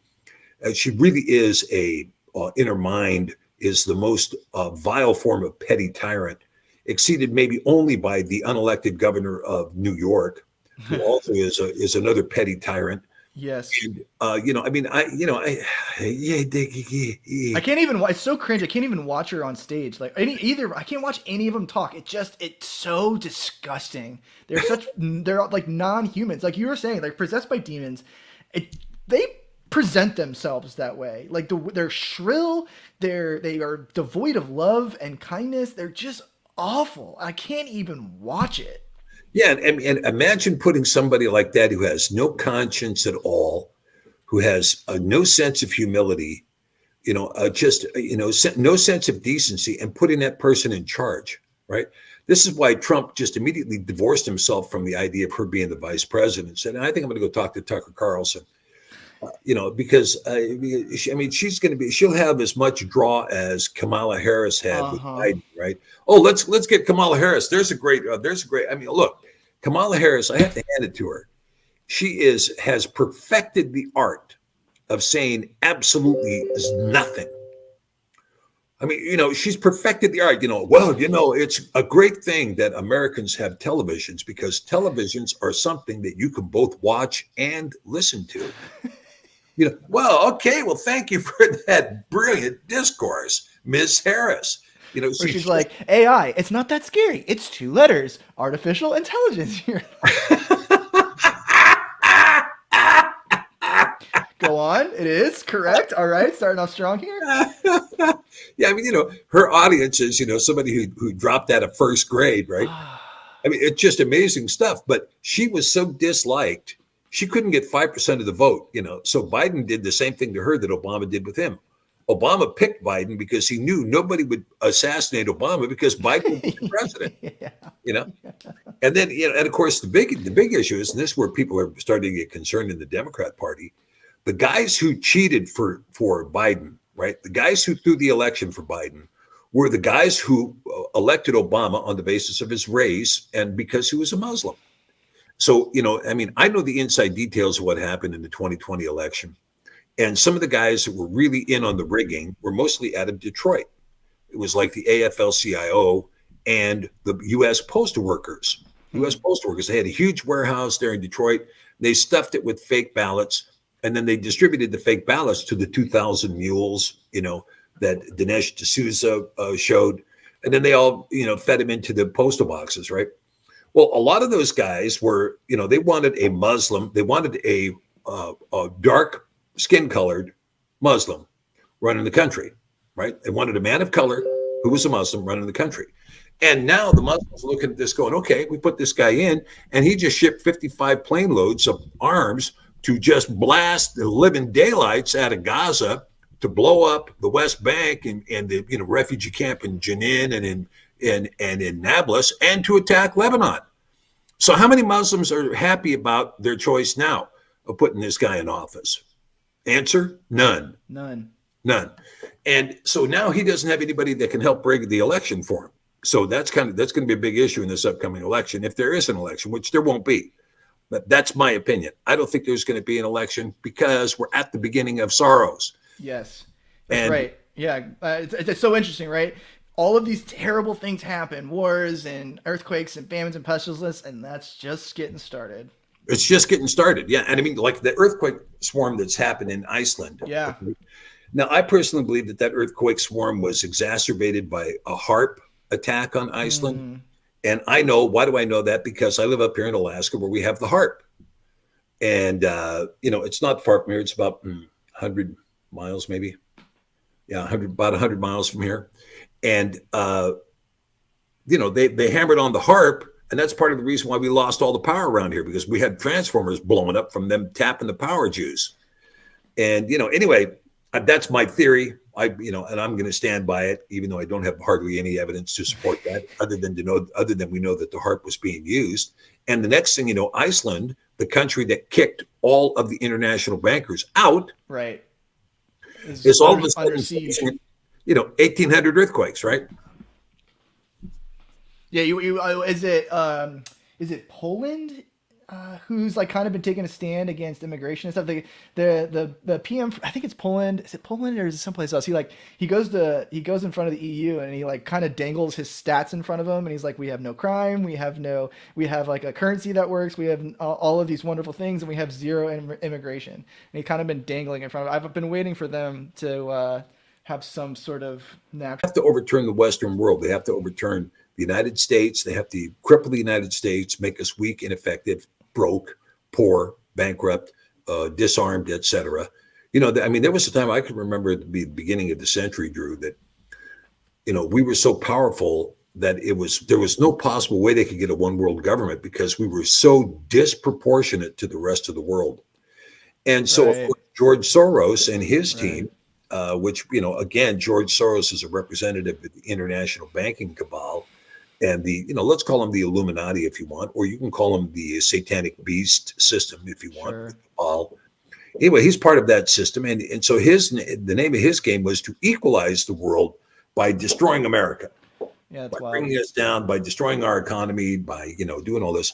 And so actually Soros's actions beginning in 1997 were kind of the impetus of all of this. He shorted the currency in Hong Kong significantly because he knew that the Chinese government was going to renege on the expiration of the lease. And so in anticipation of that reneging on the expiration of the lease, the UK had a 99-year lease that expired in 1997, I believe it was. And so as a consequence, when that lease petered out, the Hong Kong dollar was going to fall. And so he shorted it big time. And he actually caused I think the fourth largest bank in Britain to completely collapse. And he made himself a billionaire off that particular move. Now, when he did that, that caused what was called the Asian flu in 1998. The Asian flu spread to markets in Southeast Asia and then into Latin America. And Mexico defaulted on a $100 billion IMF loan. And then that floated into Eastern Europe. And Russia defaulted on a $150 billion IMF loan. And all of this took place by the end of 1998, going into the summer of 1999, which caused huge pressure on the American stock market, which might have also collapsed as a result of this. Except Alan Greenspan began what was called quantitative easing. Quantitative easing in 1998, where he was literally creating money out of nothing at the Federal Reserve and buying up stock on the major exchanges, on the NASDAQ and on the Dow Jones, that they would always continue to go up. They wouldn't go down. They would just continue to go up and up and up and up. And so people, could just invest without any fear whatsoever because Greenspan was buying up the stock and making sure that it had a clock upward. And he did that until George Bush got elected. And when George Bush got elected, he had no support for George Bush. So come January of 2001, he stopped the quantitative easing. And he basically told the markets, I'm stopping this, so too bad. And nobody believed him. Everybody kept investing. The market's going to keep going up, keep going up. And then when it came to April, well, it didn't keep going up anymore. And then boom, the market starts to fall out. By the time you get to 9/11, there'd been a 70% correction on the NASDAQ, right? And a 40% correction on the Dow Jones by the time you get to 9/11. Now, then 9/11 happens, and George Bush has now got a war economy. Oh, we're going to cure this economic situation because we're going to go bomb, or whoever it is we're going to bomb. I mean, the narrative that we're given by the intelligence agencies is that 19 terrorists attacked the World Trade Center, 13 of which were Saudi intelligence agents. So we go bomb Iraq, Iran, and Afghanistan. Yeah, so let's go bomb Iraq. I mean, if they're Saudi intelligence agents, doesn't that mean we have to bomb Iraq? That makes it pretty clear. I'm following the reasoning, and we have to attack Afghanistan. Wait a minute. Well, ironically, now I've seen video. I don't remember this. I was too young at the time, but Netanyahu comes before Congress, and he is a proponent of these actions, and his reasoning was to prevent the next 9/11. And like, where have we heard that before? Oh, the next pandemic, the next 9/11. And so these people, whether they planned it or not, is irrelevant because they don't ever waste the smallest opportunity to kind of enact some garbage doctrine of theirs upon the rest of us. Never let a good catastrophe go to waste. whether they planned it or not. And so, yeah, it's so interesting to see him, of all people, now that we are in our modern conflicts as well, basically pushing to destabilize that region. And he's like almost doing the exact same now. 30 years later, it's the Oh, same he game is, plan. and he was lying like a rug about Iraq having weapons of mass destruction, right? Netanyahu is lying like a rug, just like he lies like a rug about Iran. And of course, he wants to, because he wants to pick a fight that causes the United States to go to war on his behalf. Then they can expand Israel, they can steal land from more Arabs, and then once they get the land stolen from the Arabs, then they can give the finger to the United States, which they do routine, which he's doing right now. Thanks for sending over 55 aircraft to arm us up to bomb Gaza. Well, can you do a ceasefire now? Oh, no, we're not doing that. Shut your face. Don't tell me what to do. I'll tell you what to do. This is Netanyahu, right? Whose real name is Wojtkowski, by the way. He was a furniture salesman in Pennsylvania before he took on his alias in Israel, right? And what's his alias in Israel mean? Oh, gift of God. Uh-huh. Yeah. Right? A real big gift from Yah. That's for sure. Oh, yeah. Big gift. Yeah. Well, maybe his God. maybe his God. Yeah. Hashem Dai. Yes, exactly. Yeah. Well, I mean, so there you are. So anyway, with all of this happening, we can see that the conscience of America has been seared. Mm-hmm. I mean, when you're at a point where people don't know what gender they are, Mm-hmm. and that's up for discussion, you don't have any rational capability left anymore. You're completely gone. You have no ability to cognize reality. Your brain is fried. It's toast. It's been melted into a giant blob of molten metal. You can't see the forest for the trees. And because you can't, you are going to be subject to complete manipulation by the same people that convinced you that you can't know your gender. It's a pretty simple equation, really. I mean, a simple DNA will tell you what your gender is, but don't let me get in the way of that. But the issue is that because the conscience has been seared. See, I used to teach this a lot, Drew, that a society is how you marry and how you bury. How you marry and how you bury. You've seen the movie My Big Fat Greek Wedding. Why would they call it a big fat Greek wedding? Because this is how the Greeks get married, right? And if you go to a Russian wedding, this is how the Russians get married. If you go to an American wedding, there was a very classic American wedding. You got the groomsmen, and you got the bridesmaids, and you've got the flower girl, and you got the ring bearer. We used to call him the ring bearer, the little kid that comes out. Yeah. And usually crying, like they're overwhelmed by it. They're like, falling and crying. Yeah, and you got the groom's parents on one side of the church, and you got the bride's parents on the other side of the church, and you can't see the bride before she comes out, and on and on and on, right? All of these things that constitute an American marriage, right? And then how you bury, right? Okay, now so when I was in Ireland, we had an interesting discussion with Frank and Mary, and both of them said to me on two separate occasions, "Look," I said, we were talking about cremation. I said, "What do you think about cremation?" And Frank says, "Look, you burn rubbish, you bury treasure." Amen. Right. And both of them said this to me, right? I said, okay. So then we got to talking because, of course, we went through the loss of Shane Knock, and there was an expectation. Jesse's family had an expectation what they wanted to do with Shane, and it was like not my expectation, but it was their expectation. So I got to talking to Frank and Mary. I said, well, what do you guys do? And, in Ireland, they have what's called a wake, right? And you know what the wake means, what it's about? They would bring the body of the person who died home. They bring him to his home, and then he'd be laying in the coffin with the top of the coffin off. And then people would come over and start partying, and they would party, until the party was done with the intention that this guy might wake up. Okay. So we'll keep going and see if this guy's going to wake up, right?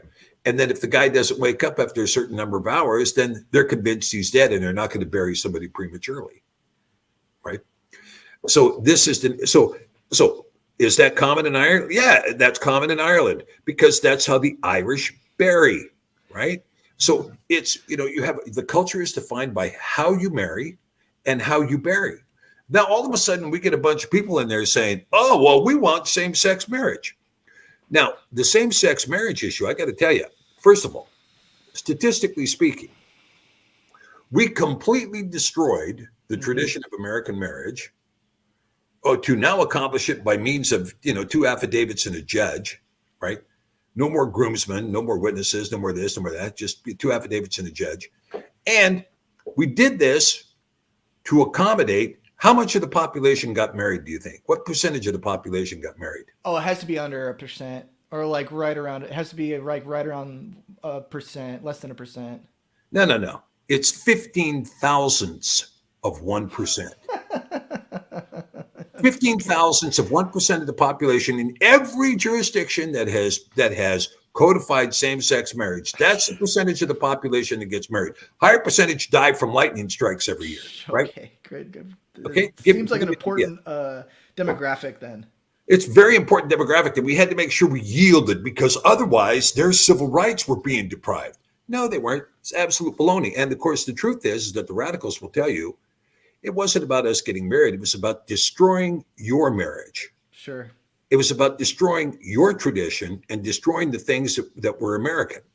And so once they were able to destroy marriage, now they could come back to you the next thing and say, well, what? Well, masculinity is toxic and has to go away. Masculinity is toxic and needs to go away. And while we're at it, femininity is toxic. And so all the guys that used to be masculine, now they get to pretend they're women and join all the women's sports teams. And the one that got to me, Drew, was when the guy decides he's going to become a woman MMA fighter. Oh, yeah. And he's out there just beating these girls into pulp. I mean, he's breaking jaws and he's just putting them in the hospital. I think he put 5 girls in the hospital. And the Japanese saw it and said, I think we need our own transgendered guy. And so they put a guy in the ring with him that was claiming to be a girl who absolutely beat the holy snot out of him. And appropriately so. But, look, when I was a kid, a guy decides he's going to get on the girls' team to try to get a record. Look, don't come back to the men's locker room ever. Right. Society didn't tolerate it. It's true. It's something they weakened it.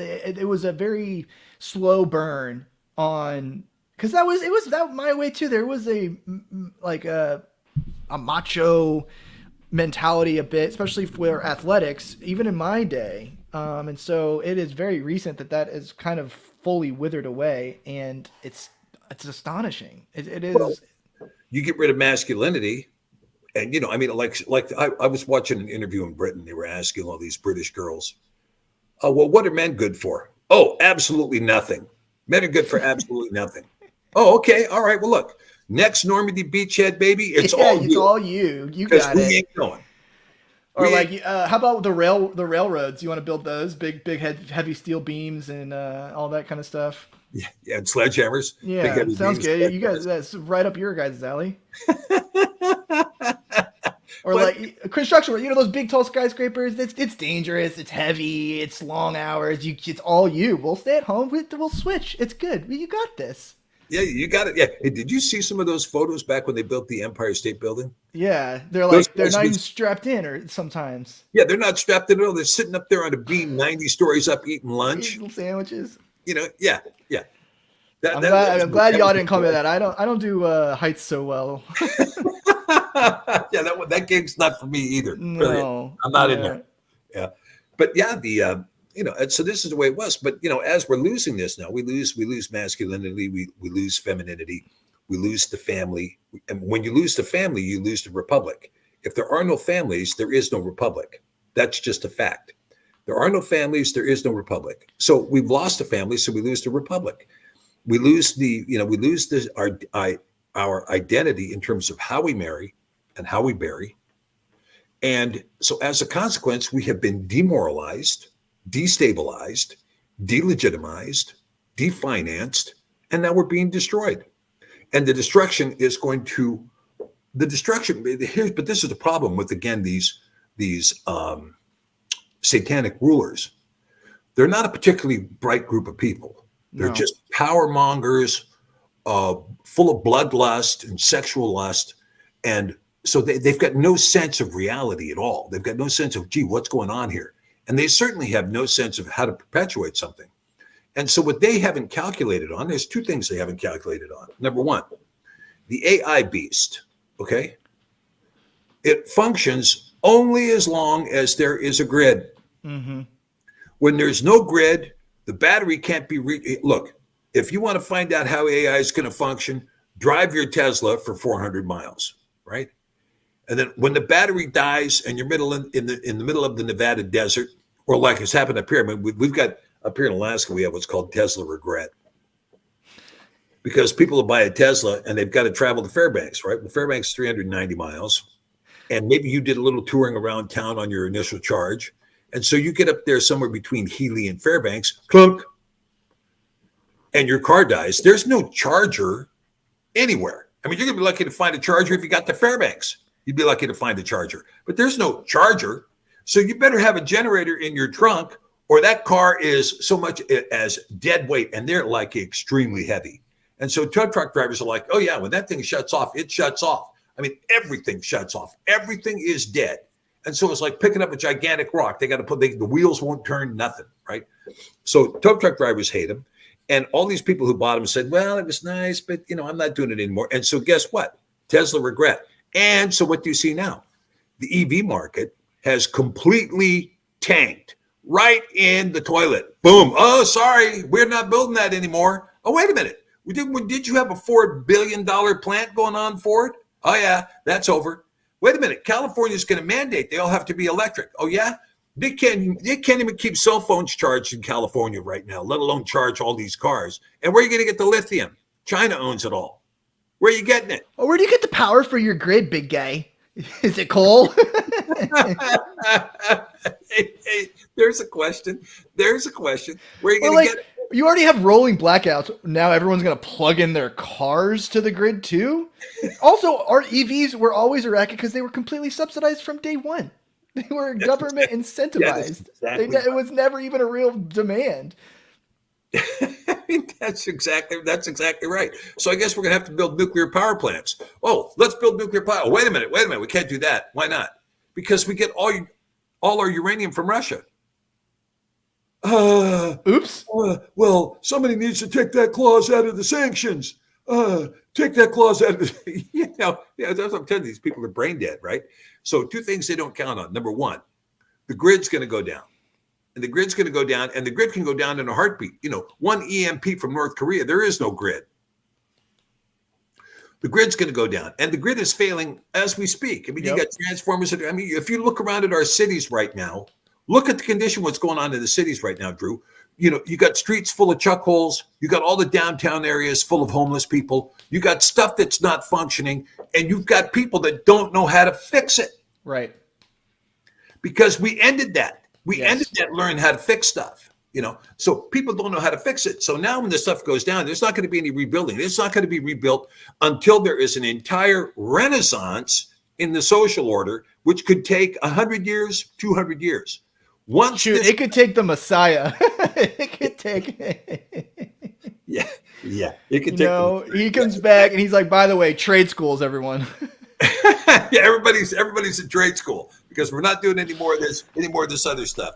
Yeah. And so this is the truth. And so now what we see is that on one hand the grid goes down. The other one is the dollar goes to zero. These are two intrinsic weaknesses that are fatal, absolutely fatal to the entire equation. And so they can sit here and they can, and right now they're running about a $1 trillion to $1.5 trillion deficit per month. Yeah, because on interest alone, almost, right? Yeah, the interest is over $1 trillion. Now, when we hit 2024, that number is going to clock up to $2 trillion, $2.25 trillion per month. Dude, and again, the whole word thing, people say trillion, and you almost can't comprehend how much money $1 trillion is. Like, it is nearly an incomprehensible amount of money. Then to think of 33 trillion in overall debt, it is not an accident. That is an absolute purpose. To get that much money in debt, an incomprehensible amount of money in debt, is a purposeful act, not negligence. And so, people, 33 trillion, like whatever, like I'm 33,000 in debt. Like, it is a number that normal people cannot even comprehend. Yeah. It's like $1 billion is a pallet load of hundreds. $1 trillion is the Empire State Building. Yep. 30, and now put 33 of those Empire State Buildings up. Yep. And this is the kind of thing you're looking at. And so, the debt is huge and it's astronomical. And they say, well, it's 125% of GDP. That assumes that the GDP is actually a true number, and it isn't. The GDP reflects an absolute inordinate inflation in house values. That's the only way you get a GDP that's hovering in there in the $15 trillion range, is because you've got house values that are, I saw a chart yesterday that showed the housing values in the state of Washington going straight through the roof. And then they compared it with real income. Real income has not advanced one dime since 1973. Right. So who's buying these houses, right? A house that used to sell for $175,000 is selling for $775,000. Who's buying that? What family of four is buying that house, right? It's not. It's a bunch of carpetbagging, venture capitalists that are, flipping the homes every year to keep the GDP looking good. And so the GDP is completely fake, and it's probably artificial to the tune of about 50%. So really, we're closer to 250% debt to GDP ratio. That's what the truth is. And so and now we're going into a hyperinflationary spiral, and the hyperinflation, and then you have people like Biden and Nikki Haley and Janet Yellen coming out and saying, "Oh, we can afford 2 wars. We can afford to fight 3 wars." I mean, who's going to stop me from hitting enter with 9 zeros on it? No one's going to stop me from hitting enter. I mean, enter. See, we can afford that. See what I mean? There's no problem. Enter. See, we just afforded it. Well, and it's because it's totally part of that. They want to go to zero. So your point, it's going to zero, and all the infrastructure stinks. And again, those are purposeful machinations of their scheme, because once it does, talk about control, you roll out the CDBCs, you roll out the camps, you roll out all the government assistance. Like, you guys don't have any power. Well, guess what? You're gonna have to go to this place to get power, or you're gonna have to scan your iris to get power, or you're gonna have to trade your worthless dollars in for these fake digital currencies that, oh, by the way, they expire. That's my favorite part about CDBCs. Oh yeah, they're gonna expire. So yeah, you're gonna have to spend that right away, or you're gonna lose that. And don't say the wrong thing on Twitter, you're gonna lose that. Yeah, they're like airplane miles, right? Yeah, they don't roll over. I'm sorry, your money has expired now. Well, gee, I only had it in it for 30 days. Yeah, but it was over the fiscal year. The fiscal year, the fiscal year ends on August 31st, not December 31st. Of course. You never told me that. Well, we don't have to disclose anything to you. Of course, the thing is, the CBDCs, Drew, are worth less than the printed dollar. Sure. It's like, which would you rather have? A worthless fiat dollar or a picture of a worthless fiat? To your point, a CDBC requires a grid. This is my point about the crypto. Some of my buddies that are crypto, I'm like, dude, they control the grid. Like, what are you going to walk around in the wasteland with your USB? Like, where are you getting power from to trade your Bitcoins? I don't get you. Like, if they wanted to, they shut off the power. They control. It's a monopoly of the government that controls energy. You're talking about a currency that only exists with energy. How does that liberate anybody? That's exactly right. Yeah. So there we went. Now when you look at verse 10 here, look. And then many shall be offended and shall betray one another and shall hate one another. Now let me tell you, this is coming as a result of this war between Israel and the Gazans. Okay. Right. You see it. Because people have pulled out a red spray can and have gone, you're either on this line or you're on that line. And they've drawn the line. And all those people that are on that side of the line are going to betray all those people who are on this side of the line. Who are the people that aren't for the Gestapo killing the Jews in the ghettos? Me? Oh, get him. Then what? Then they shall deliver you up to be afflicted and shall kill you, and you shall be hated of all nations for my name's sake. Right? Here it is, right? And because of the transgression of the Torah shall abound, the love of many shall wax cold. Well, and I hate giving this guy credit, but Albert Pike wrote this in the 1800s exactly how it's being played out. And so whether he wrote it or not, or whomever wrote it, this is like it's all happening this exact way, where the Third World War is fomented between Zionism and the Muslim world. And what they do is they sort of lump the Christendom in there until everyone sort of has like Abrahamic fatigue. And you kind of were talking about this, like everyone sort of have Abrahamic fatigue, and they see sort of the inability for modern religion to curtail all of these awful human things. And so, by the way, like, eventually they sneak in Luciferianism into all this garbage. Like as systems collapse and as the world around us collapse, and as these battle lines are drawn and people hate each other and they see sort of the inability to coexist, which is, funny, their bumper sticker apparently didn't work. That's when they usher in their false garbage doctrine. And so not to like give that too much credence, but that's coming. All three world wars have come exactly as that letter is written. Yeah. I know that. I'm familiar with Albert Pike's letter and the prediction in this third world. And of course, this war now was intentionally started. Mm-hmm. I mean, people think, oh, well, Hamas decided out of the clear blue sky, let's go on the last day of Sukkot and invade Israel with some paratrooper stuff and take some hostages. And then, of course, Israel conveniently has its intelligence shut down for 7 hours so that the intelligence service that can spot a cat crossing out of Gaza missed all these paratroopers coming out. And then the reaction is, well, send some Apache helicopters down there and shoot Hamas agents. And then whoops, we blew up the whole party. We thought they were Hamas. Oh, go down to that kibbutz and kill those Hamas agents that are raiding in that kibbutz. Oh, well, we actually accidentally blew up most of the kibbutz with tank rounds. Oh, gee, how'd that happen? And then let's have what's her name, the same lady that lied about the weapons of mass destruction in Iraq, come out and say, oh, they burned 40 babies and beheaded them. Right. And then they had to admit, oh, no, that never happened. I just made that story up just because I wanted to make everybody very emotional about what we were about ready to do. Okay, so most of the people that killed at the party killed by an Israeli Apache helicopter. Most of the people killed in the kibbutz killed by an Israeli tank. No dead babies beheaded. But we did have 30 babies killed at Al-Shifa yesterday in the hospital, pulled off the ICU. That did happen. I guess the Israelis are sad they didn't get a chance to behead the babies.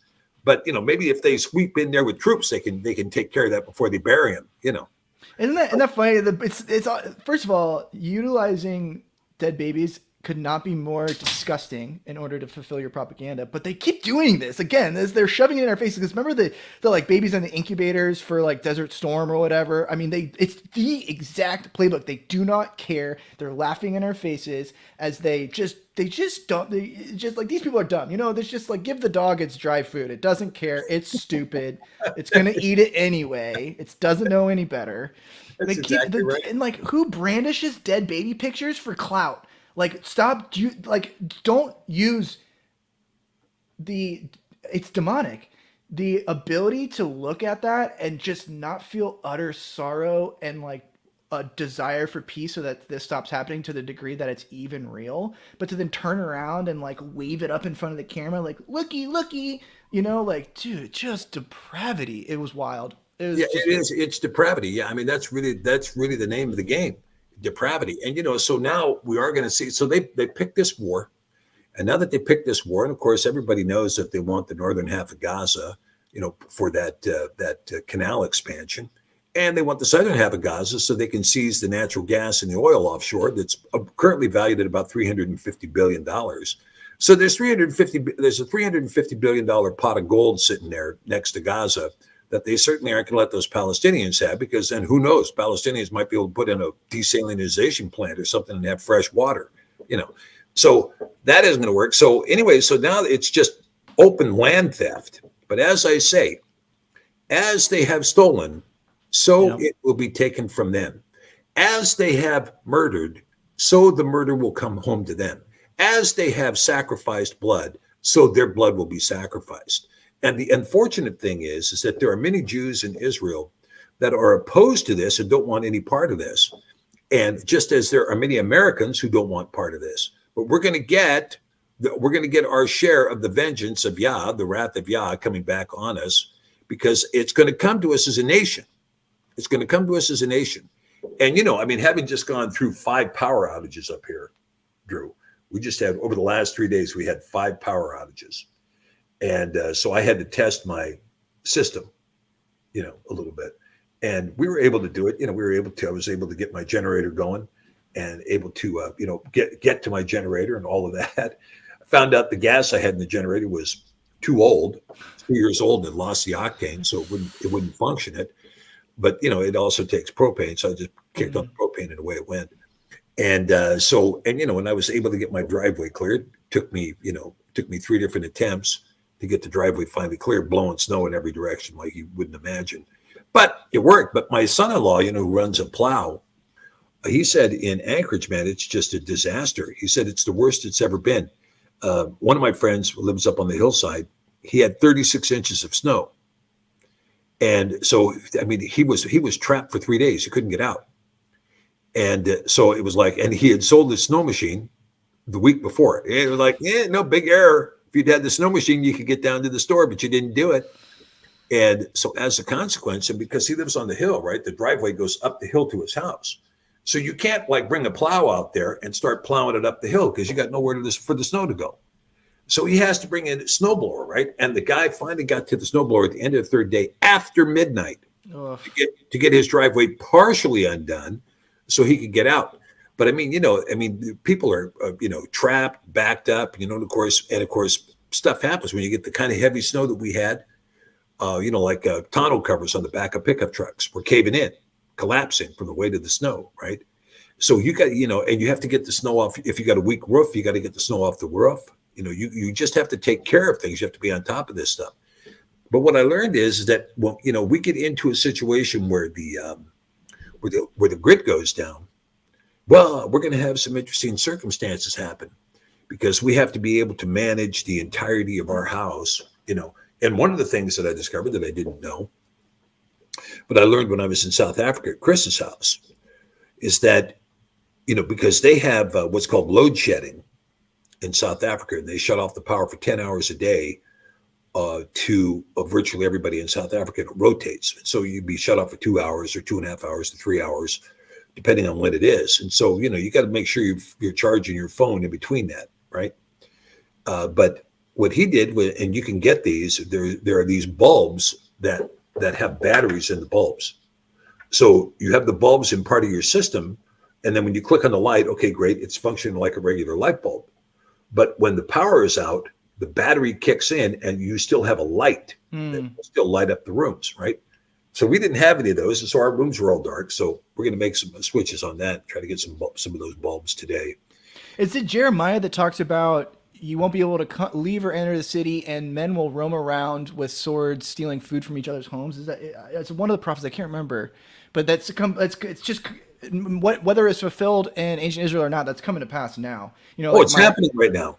I've been doing more firearm training recently, just to protect my home and my family. I trust in Yah for protection, but he's put it on my heart to go do that. So and and the firearm, you got to remember the key thing about firearm, any firearm training, the key issue is safety. Mm-hmm.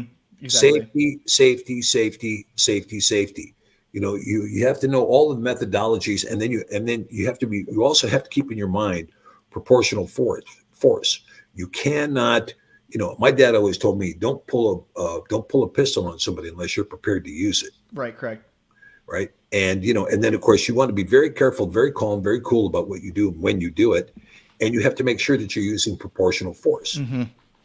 Somebody comes up and says, well, I think you're a baby. And then you pull a handgun out and shoot them. That's not proportional force. That's disproportional. Yep. Especially as men, you have less leeway than a woman to feel threatened to the degree that you can use deadly force. Yeah. Very, very true. Very true. And so anyway, but I think that's a good thing. But I think, also, the perspective for me is make sure that you've got a network.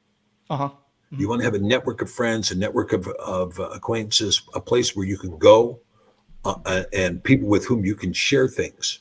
Right. It's interesting. This is one of the parables I never deeply understood, but the Messiah talks about where a servant spends all of his Adonai's money and he's like in debt, and then the Adonai's mad, so he goes around and sort of like halves everyone's debt and gains their favor, and like the Adonai is like sort of like accepts that the servant did this, and it was kind of an intelligent thing, and I never deeply understood. I never exactly grokked that parable, but it's interesting. It kind of speaks to that about, like going around and establishing these relationships with people, so that when things hit the roof, that you have somewhere to go. Yeah, that's exactly right. I mean, like, I'll give you an example on this.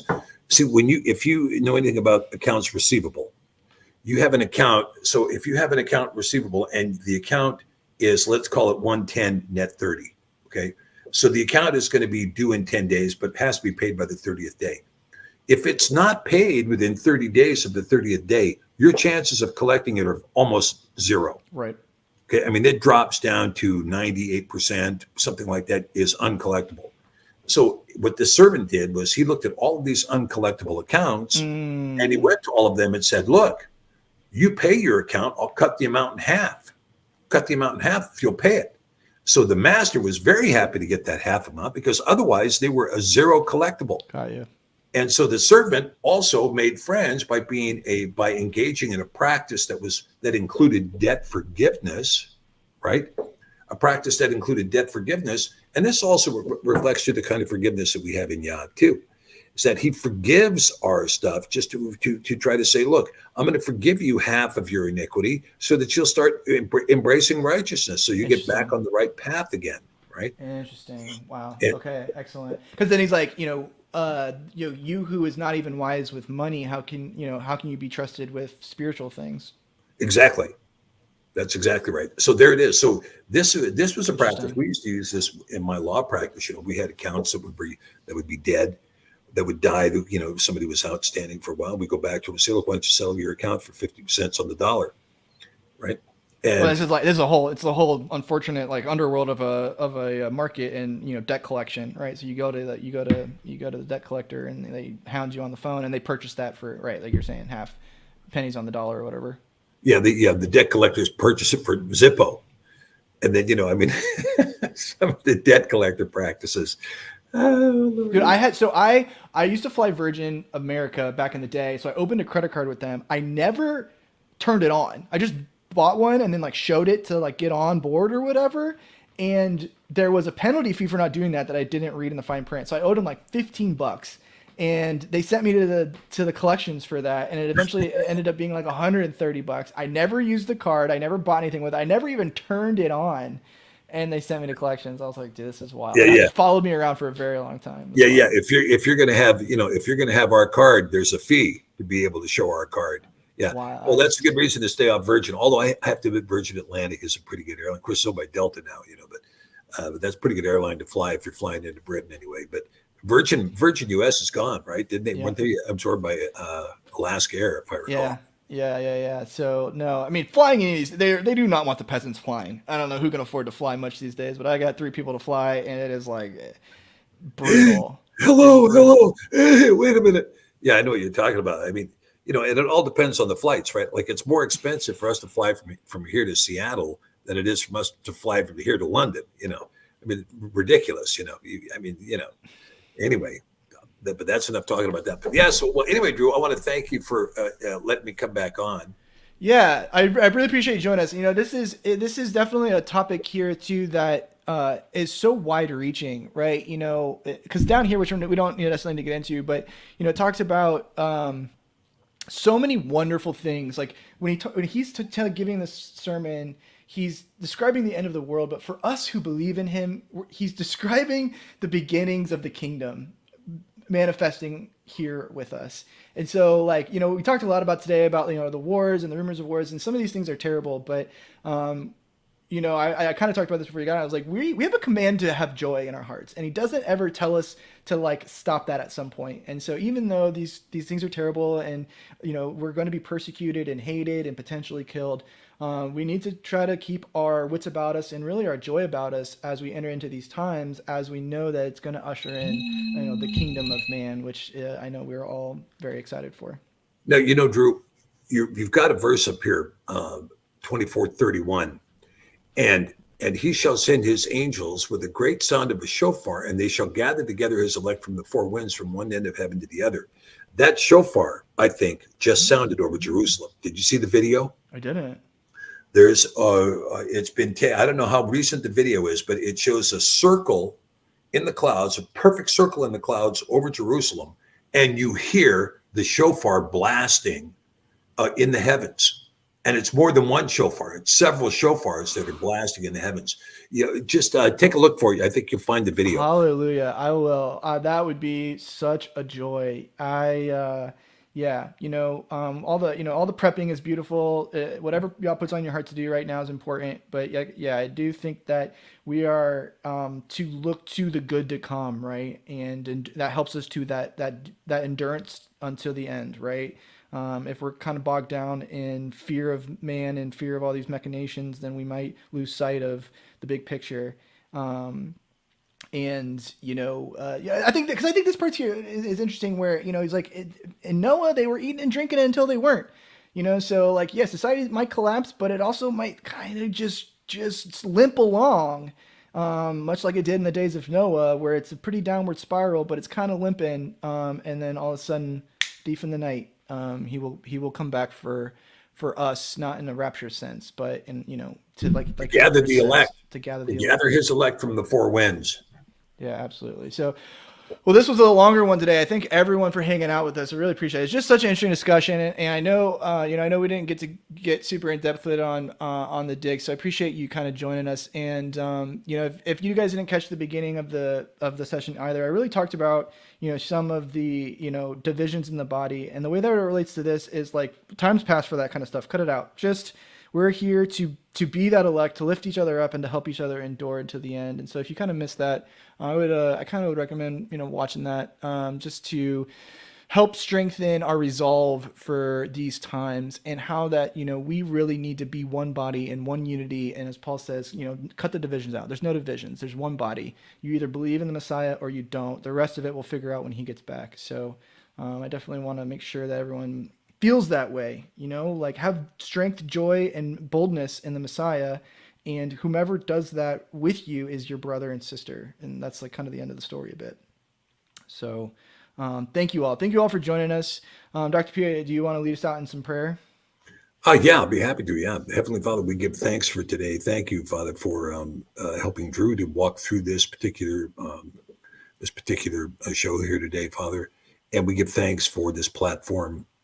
And bless both Jessica and the memory of Shane as well while we're at it. And thank you for giving us and guiding our words here today, Father. And I pray for those who are watching this video that it would be a blessing to them, and that it would lift them up and encourage them as we walk through a very difficult time. Father, we know you are with us. And when it comes time for you to gather your elect, may we be in that group. May we be in that number when the saints come marching in, Father. Yeah, amen.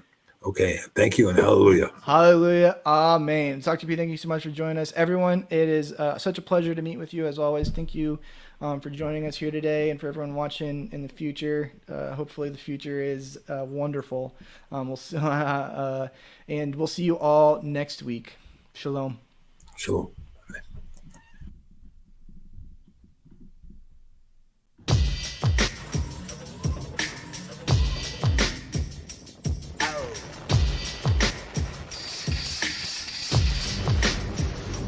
People laughed.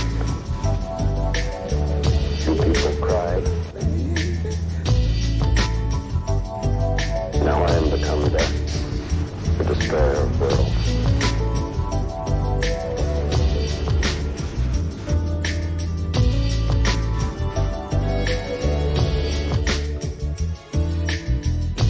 Ever seen a blind man cross the road, trying to make the other side?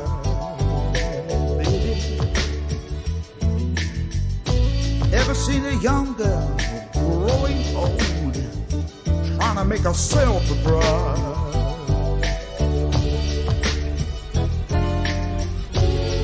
So what becomes of you, my love? Now I am become death, the destroyer of worlds.